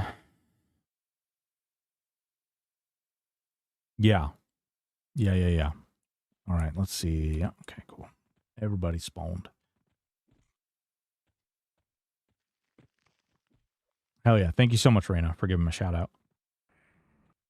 But I think it could be a lot of fun to do the grounded thing. I think if we got a small group of people going, we play over there, I think it could be great, glorious times. Especially if we got somebody who's got actual, like, legitimate arachnophobia. That could be hilarious. And by hilarious, I mean, think of the memes. Think of the memes. What? Even that. Get caught on that lip. Actually doing pretty good, though. Yesterday we had 200 AA. Today we have 1,000. We have gotten 800 AA in, like, what, a couple hours? 3-4 hours farming. I have Game Pass, so I have that game right now. Hell yeah, Rigo. I don't know. Is it? I should look into it. Is it cross-platform? I don't know how many people you can even play in that. But if it's cross-platform and you can have a lot of people, I mean, I'd be open to that too. Although I don't know how that world and how that story would handle that very well. But where was that AMA that Daybreak, Dave? I believe it's in Reddit. Yeah. Old Man Jefferson, I believe it's in Reddit.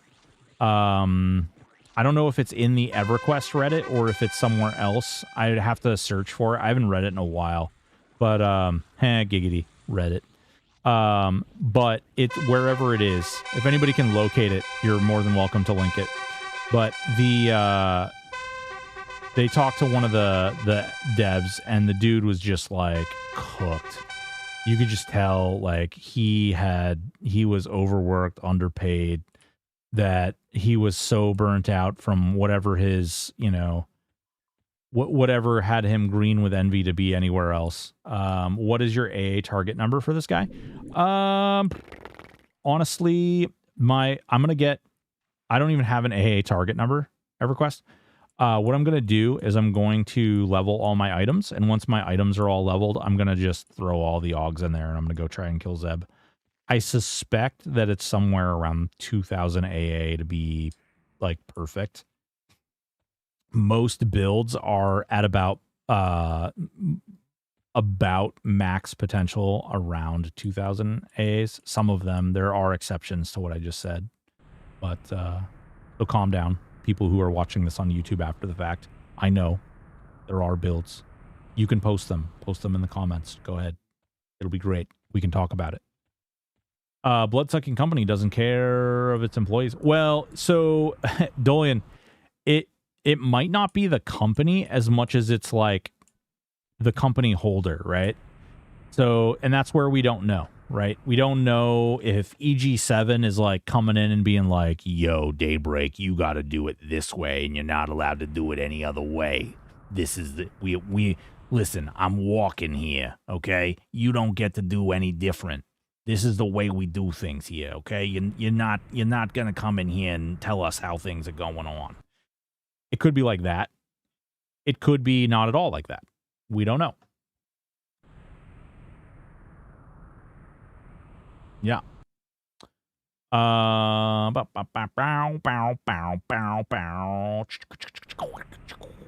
Moving ground 2 from wishlist to cart. Oh shit, Reyna. Oh shit. Well, Reyna, let's sit down. I literally want to plan it. I wanna crush it down. I need to go into the game. I need to figure out how many people you can have. I need to do all the details and the research. I was just doing what my boss told me to. Doesn't absolve you. Dolian, you're not saying I'm just doing whatever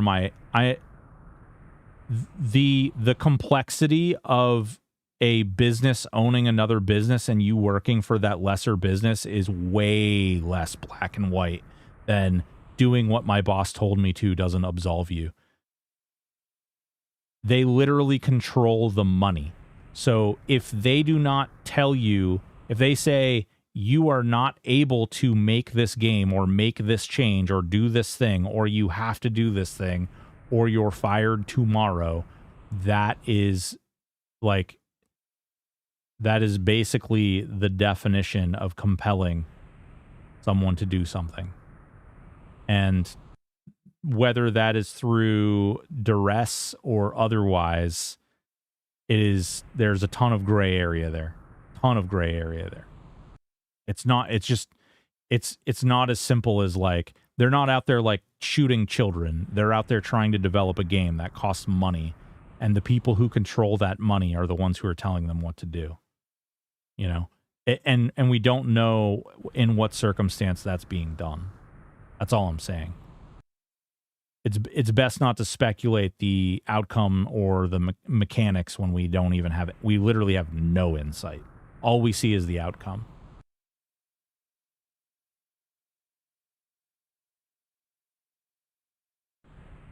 All right, let's see here. What should we get next? Twin cast, trick shot. We could get trick shot. We could start working on the bow stuff. Sturdiness. We could, oh, actually, we could start getting the defensive stuff. We haven't really done that too much. Do do do do do. Do do do do do. Do do do do do do do do. Cool. This dude pays me, so the person I pay has to suffer. Pretty bad take, but whatever. Dude, like, okay, enlighten us. Enlighten us. If whoop, tell me how it is that you are going to create something for a company. How are you going to perform your job if the company, like your job, what you do is to write notes on paper, and then tomorrow the company says, we're not buying you any paper and we're not buying you anything to write with. Do your job. How do you do that? How does that work?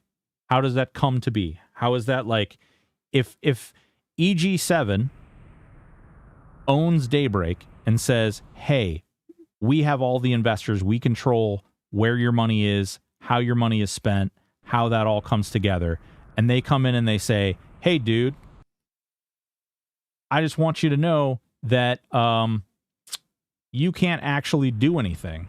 Like, yeah, all coding must now be done on a typewriter. Like, there's so many different things. Like, if you do not have the tools to perform your job, there's nothing you can do about that.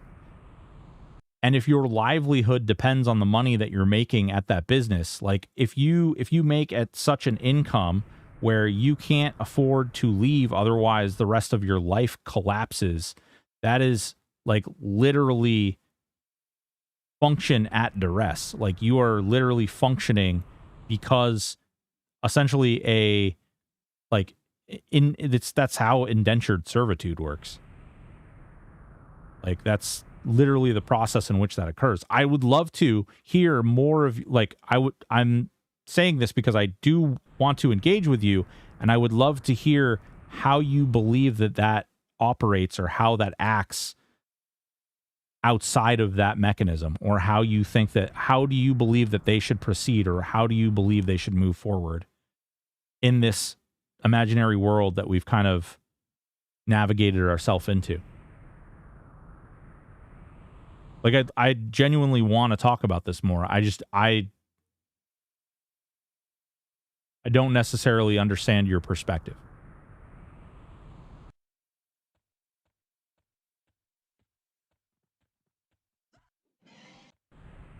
Do do do do do do do do.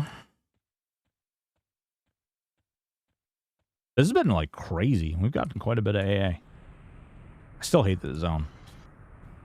If it was up to me, bro, here's what you do, okay? Here's what you do, Kata. You go out there and you completely obliterate this zone. I don't even care. Take the zone off the map. Remove it from the game. Nobody can get into sleepers anymore. But, you know, do whatever you got to do. And then take like Plane of Nightmare or something. I don't even know. Plane of Nightmare would get pretty boring pretty quick too. That is the other big thing. They had such ideas for like hot zones and stuff like that. Like this whole like rotating hot zone system, which is really cool. Aporia talked about it. Like basically the XP margins for zones would be granted to the zones that people didn't go to. So like over a week's time, for instance, there would be like an XP update based upon like who killed in what zones. Like, there was still some things that were up in the air as far as how that was all going to work or how that was going to come together. But at the end of the day, like,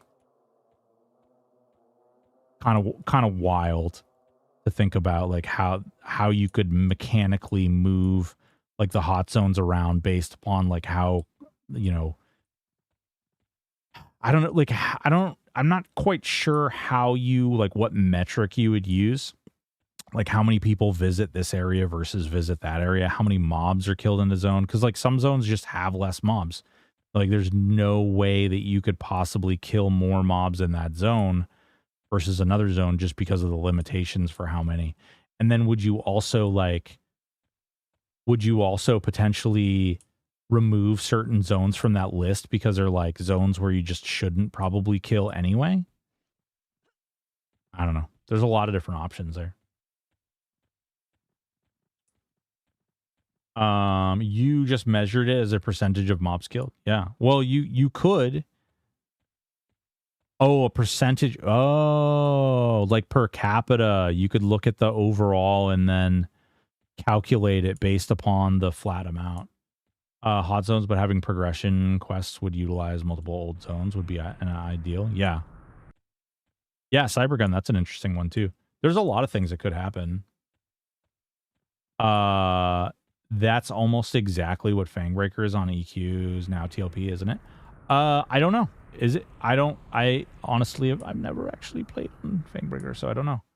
So it's not relevant how many there are in zone, just the respective quantity per quantity in zone. Yeah, it gets weird though, because you can like, I think it would weigh out differently only because like if every 10 minutes you can completely clear a zone, and some zones are larger than other zones, and they don't even necessarily need to have as many mobs, or maybe they have more mobs. Like, it would take you longer to run around and grab all of the mobs. Because every 10 minutes you'd be killing, let's say, all or half or a quarter or whatever it is. Yeah, I don't know. That is above my brain power right now.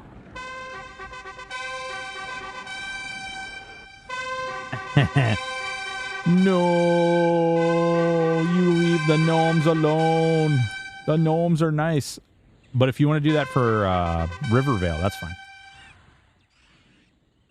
If you want to do that for Rivervale, like Rivervale needs to be a zone where all of them are murdered. Murder all the hairy feet.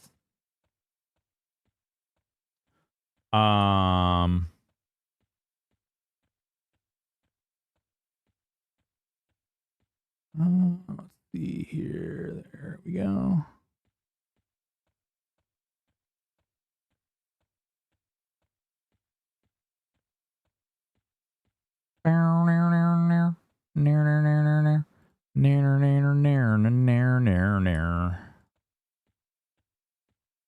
Tholian Green, what's going on, baby? How are you?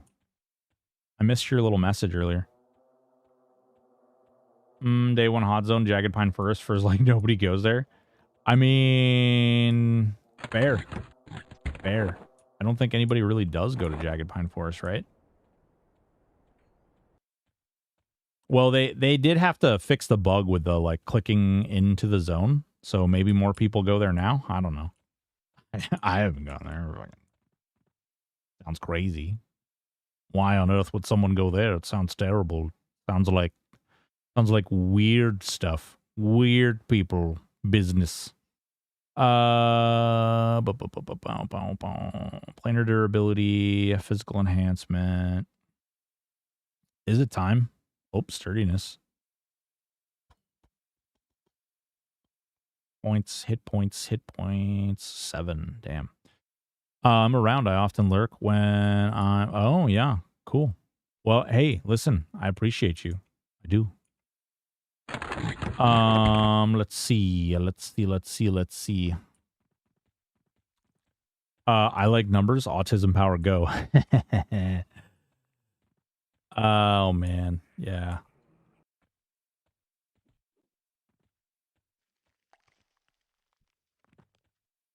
Yep. So not relevant how many there are on the zone. Akanon has not been made. Dude. Oh, man. Caster Labs just updated like the last 20 minutes of text. The worst.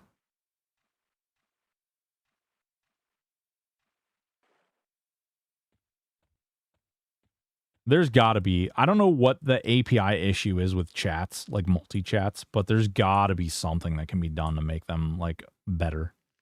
There's got to be something that can be done.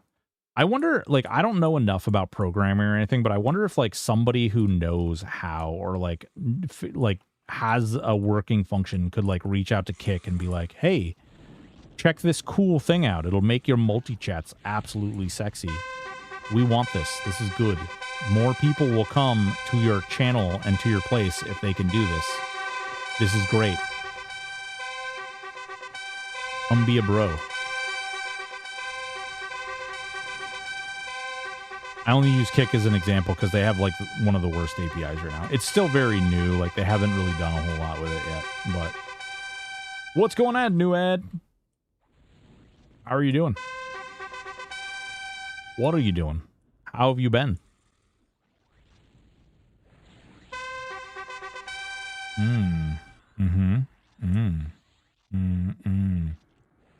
Just depends on how much of their chat data they leave exposed. I would assume that it wouldn't be super hard to let people listen to chat. So Rigo, they actually like intend, like there's a whole section in like they apparently, I didn't know this, but apparently they share like streaming platforms share a portion of their API and they create to some extent a portion so that people can create ads and extensions and modifications and chat stuff. And I didn't know this until actually I watched a recent interview with the Kick CEO, but they're actually like actively working on trying to make it more adjustable, more moddable, more engageable, usable. They want more people to come in and build bigger, better things with for their platform. I just don't know, like, I don't know enough about how that situation or how that, like, that operates, like, how that comes together.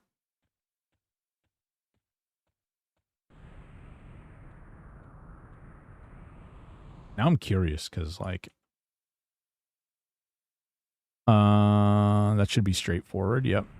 So, let's see, you typed that, right?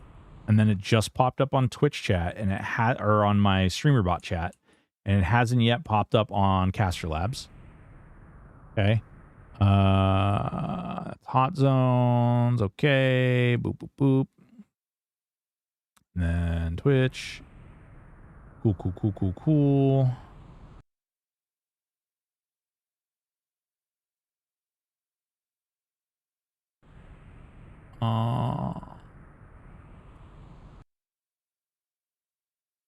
Oh, interesting. Teleport location added to sleepers. That makes sense. That honestly makes sense.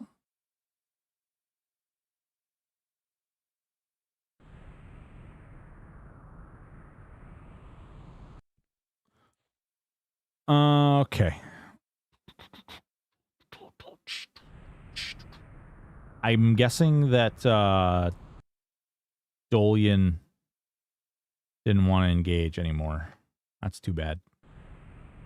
I feel like it's a fair discussion to have.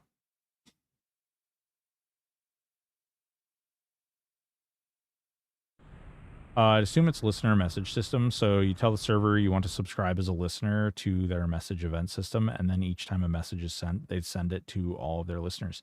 Yeah, it's odd though, because so for whatever reason, Kick itself specifically has like a delay. Like it has a really weird delay. And actually right now, believe it or not, Twitch is kind of got a weird delay too. Hello, doing good. Finished prepping for my final push in hardcore PoE up to 73, trying to get... Are you doing regular PoE or PoE 2, new ad? Trying to get to 90 for achievements, yeah. I've done that before. Usually my freaking, my runs for hardcore usually end, what, like 70? I hit a certain area and I forget. I do this almost every time. I hit a certain area and then I forget about like the resistance checks and I go into a pack and I just explode like instantly. Like usually I don't even know what happened. I died so fast. Because I actually really enjoy ARPG hardcore modes. Those are a lot of fun. PoE 1, I played the crap out of PoE 1 for a really long time. Back when like they used to do a lot of races, and they would run like like for a whole weekend, they'd start like a new race every, 30 minutes or every hour or every 2 hours. And when you did the race, you had to achieve certain things and it would give you points. And then you could use those points to buy like event items. And then the event items would be available to you on every one of your characters and stuff. It was a really neat system. It was really cool. I liked it just because it was like, it created flavor and you got something. I can understand how like the power item would be bad for longevity, but it was kind of neat. It was a fun little experience.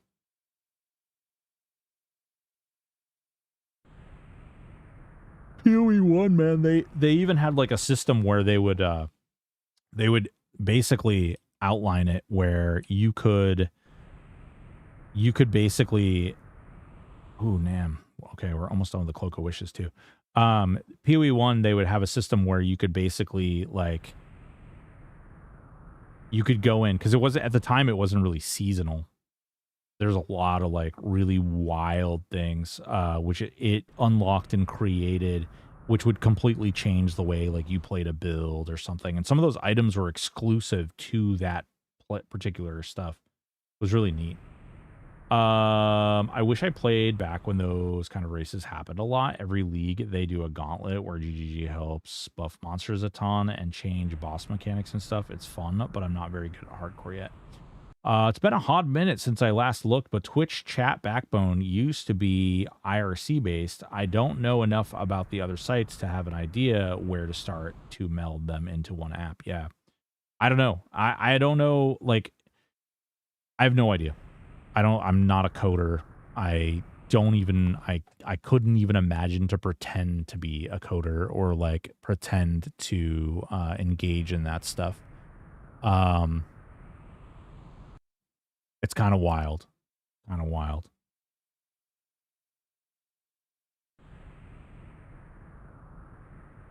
damn.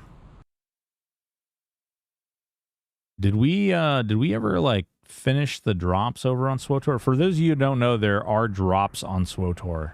There's a mount right now. So make sure if you're playing with us over on SWOTOR, which we will be playing on Friday. They started a new season today, which is pretty exciting. Really, really good time. Really, really fun. I've actually been having a lot of fun over there. But I'm going to tell you, it's kind of humorous because this week I was actually really like, I was really looking forward to like, I want to keep pushing this character up and keep playing this character. I've been having a lot of fun with it. Fun challenge though. Question is, would the streamer be banned on any of them using such a thing? Sin Fallon, no, they wouldn't. There are streamers that are using such a thing right now, like literally right now. And my understanding is that they purposefully create that dynamic as a way for them, like as a way for people to create that type of like software / app, is that is actually like appropriate. I tried cream pie, but something was broken. Oh God, Jesus Christ. My own mods, man. My own mods. What's going on, Vadim? How are you doing?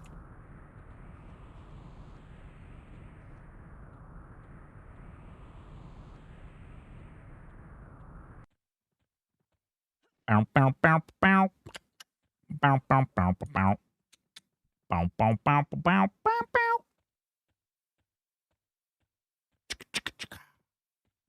Do, do, do, do.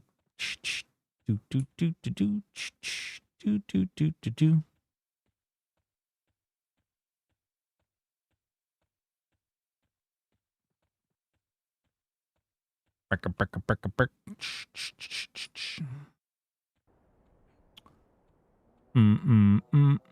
Man, we actually did really well. So I think by the end of this, we'll probably end with about 1,200 AA, which is about 1,000 AA than we had yesterday. Pretty good. Pretty good. And then tomorrow, guys, we're going to be doing some group content. So if you're interested, tomorrow we're going to try and do... I would like to do Sleeper. I would like to do Saru. I would like to do Plane of Time. And I would like to clear Zeb tomorrow. Do you have the Augs you need to kill Zeb? I need to get the... I probably need to go through and look at what shielding Augs and stuff I need to get. Because I definitely am going to need shielding Augs. I know I have... I think I have at least 1 or 2 legendary. I'll have to look at it. But yeah, we'll look at that. But tomorrow is grouping, so I'd like to do Sleeper with a group. I'd like to do Saru with a group. I'd like to clear Time and do Zeb with a group. You don't need a legendary for easy Zeb. Yeah. I mean, I think it depends on the build, right? And this build struggles a lot because it doesn't have a lot of sustain or defensive capabilities. So I'm not sure. Although I know like the other Augs that you would use are kind of all over the place. So I don't know. I honestly don't know. We'll take a look at it. We'll take a look. It's in a book called Reading Rainbow. Yeah. Bum bum bum bum bum ram. Bum bum bum bum bum ram. Really weird. Really weird that it does that. I wish I played back when I was, it's been a hot minute since I last looked at Twitch chat. Right? Dude, wow. There's got to be like something broken with Caster Labs because it's really like all of the messages now are super delayed. Like they're all like, there's probably a good couple minute, maybe a minute or more delay between all of my messages going into Caster Labs, which sucks because it's actually a really good application otherwise. I'll have to fiddle with it, see if there's anything that can happen. See if we can get it operating even better, even more better. Yeah.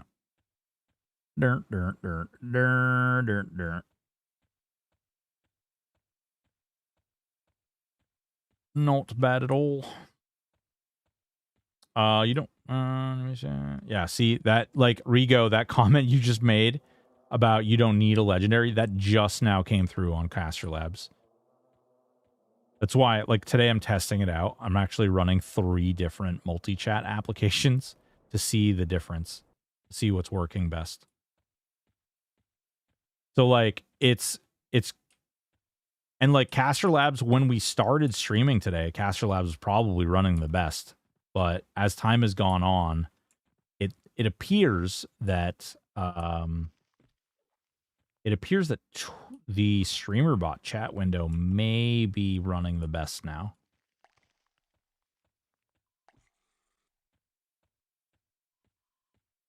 I don't know.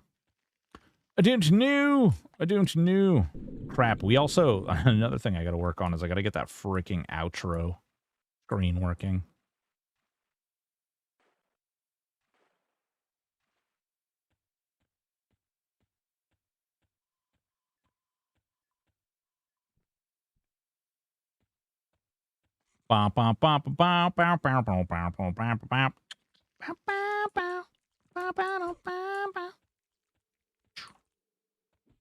Come on, Goose. Give me all my XPs. Give me all my XPs, Goo. Come on, Goo. Give me my XP. I'll throw bunnies at you. Shit. Let's do the mask next.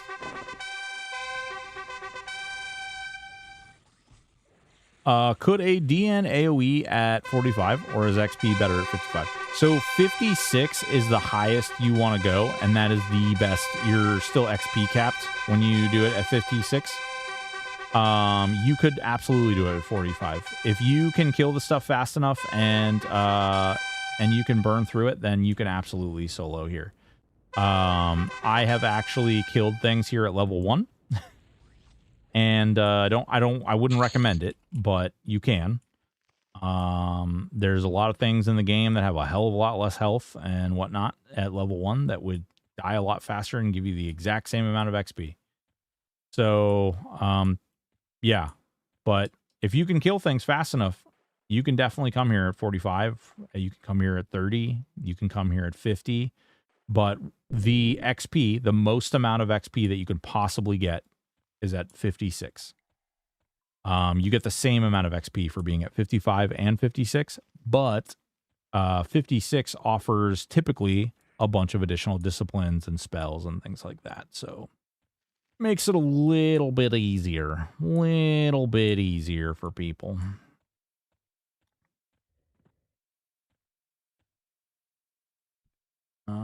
Companions Fury. Did we do the last for some reason I feel like no, we did do last alacrity.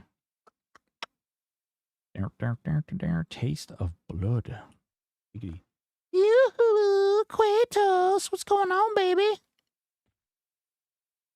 How are you doing, sir? Sir?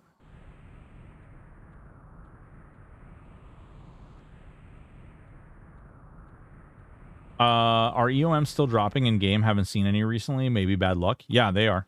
We've gotten some. We've gotten some. I literally gave away every EOM down to the last EOM. And yeah. We've gotten 3. Doing well. Just finished up some dinner editing. Ooh, Q. So first of all, there needs to be more time in the day. More time in general. There just needs to be more time. We need more time. Can you do that for me?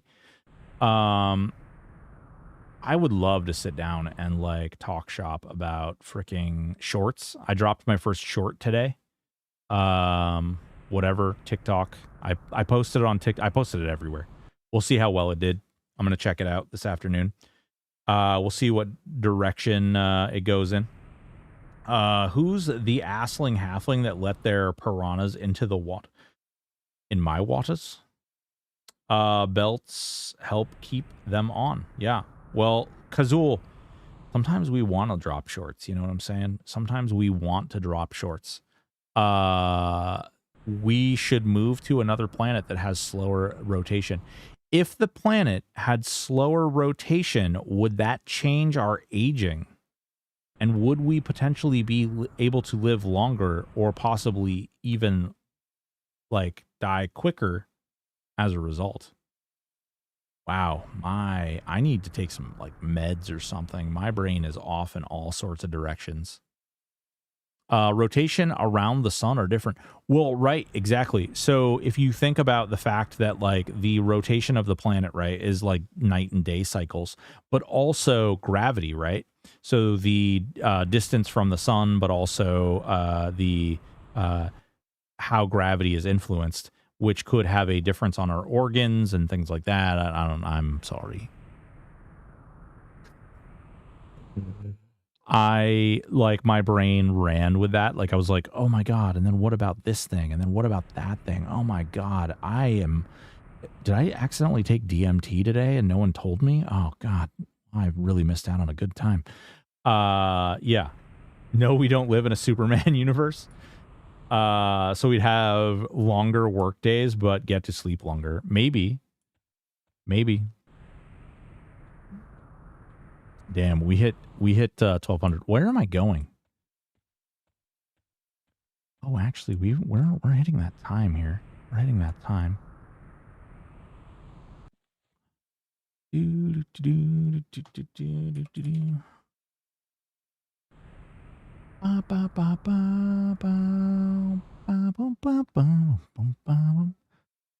need to kill Sleeper. Is Sleeper a pop boss? No. Sleeper. I know that sounds dumb. No. Sleeper is a boss, an optional boss in Velius. He is not in pop. He is in Velius. Velius. Extreminus. Yeah, kind of like that. My Twitch stream was lagging, so I popped over here. Yet, dude, something is going on Twitch. There's something really weird going on over on Twitch. Their chats are coming through really slow, too. Do I need keys to do? You do need a key. You need a key that comes from this zone. You have to obtain either a talisman of Shisagra, or you need one of the main dragon necklaces, and you turn it into this one right here, Jaladar Shade,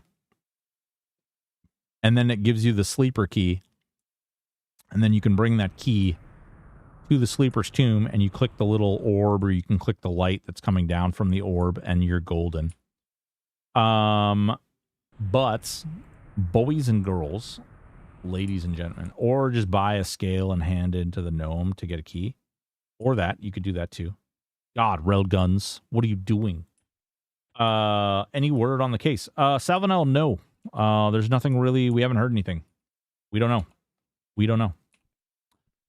39 Pal Mage Enchanter, solo found using P99 zones. Which one-hander should I camp? 39 Pal Mage Enchanter. 39. You have, okay, you want a one-hander? You should be using probably Ghoulbane, which you can get off from the Shin Lord in Lowerguk. Prismatic scale. Oh, wait, no. Yeah. Dragon scales. Pick one. Depends. Are you boys and girls, ladies and gents, I love you all. We have come to the end of our... Wow. Holy crap. Bro. There we go. Okay, did that actually go through? It did go through everywhere. It's just not showing up in the app itself. Interesting. So it's the app itself that can do it. You can also get the Ghoulbane from Felwith. Guard is 50-ish, but on THJ it might not be a problem. He's actually level 60, believe it or not, Nuad. And Joel, yeah, he's annoying. He is a paladin. He does, he can complete heal himself. Although I don't think I've ever seen him cast heals. There is a guard right by him. He does not give you faction hits. You can kill him, and he always drops that, and he always drops the shiny brass shield. I do love you all. You're all beautiful, wonderful human beings. And we are going to, no, snooze. We are going to go ahead and buckle it up here and raid out. I do love you all. You guys are awesome. I do appreciate the great talks today. I think that we are... Lie, you are leaving us. No, I will be there. Actually, funny story. That little link that I just sent out is actually to all of the other places you can find me, whether it's Twitter, whether it's Discord, whether it's Twitch, whether it's Kick, whether it's YouTube, if you just want to hear my sexy voice, or you want to re-listen to this entire recording, you can find it over on YouTube. If you want to see all the fun stuff that we're doing, you can follow us on Twitter. You can jump in the Discord. In both of those locations, we post our whole schedule, all of the fun little deets of all the new things that we're doing. Tomorrow is Wednesday. Tomorrow, 4 p.m. Eastern Standard Time, we will be doing grouping with you guys. So if you would like to group with us, please come on over. Let's do the little groupsy group. And I want to do, at a minimum, absolute minimum, I want to do Sleeper, Saru, Time, and Zeb. Hopefully we can get some people together to do those things. I will most likely be deferring all the loot. So any augs or anything that drop, we will receive extra augs for having a full group as opposed to just one. And all that stuff will go out to people who are in the group. Preference will be given to people who are members of the Patreon, to people who are members of YouTube, and people who are subscribing on Twitch. However, that doesn't mean that if you're not on one of those platforms, you may very easily be able to get into the group. We have a really awesome community that is very fair and very cool. So definitely, if you're interested, make sure you show up and bring your tune. Let's see. Tonight I'm going to be working on StreamerBot, and I'm going to be working on dropping some new shorts. Giggity giggity goo, TikTok, all those fun things. Short form content. Ooh, baby. We're going to be working on dropping about 15 of those a week, which is going to be exciting and new and interesting. Really, really going to be pushing that stuff. I really want to drop more of that type of content. Hopefully it should help us grow the server, help us grow the channel, and in turn allow us more fun things. Again, the Q&A is going to happen in this channel this week on Thursday. It happens at 8 p.m., 8 to 9. It's granted, it's kind of been turned into sort of a campfire, shoot the shit with the devs kind of thing, as opposed to a formal Q&A. And maybe that's what we should like frame it this week. But we will definitely be there. It will be, again, 8 p.m. Eastern Standard Time to about 9 p.m. Eastern Standard Time. Still waiting on the court stuff, so we don't really know what's going on with the server. But hopefully, good news.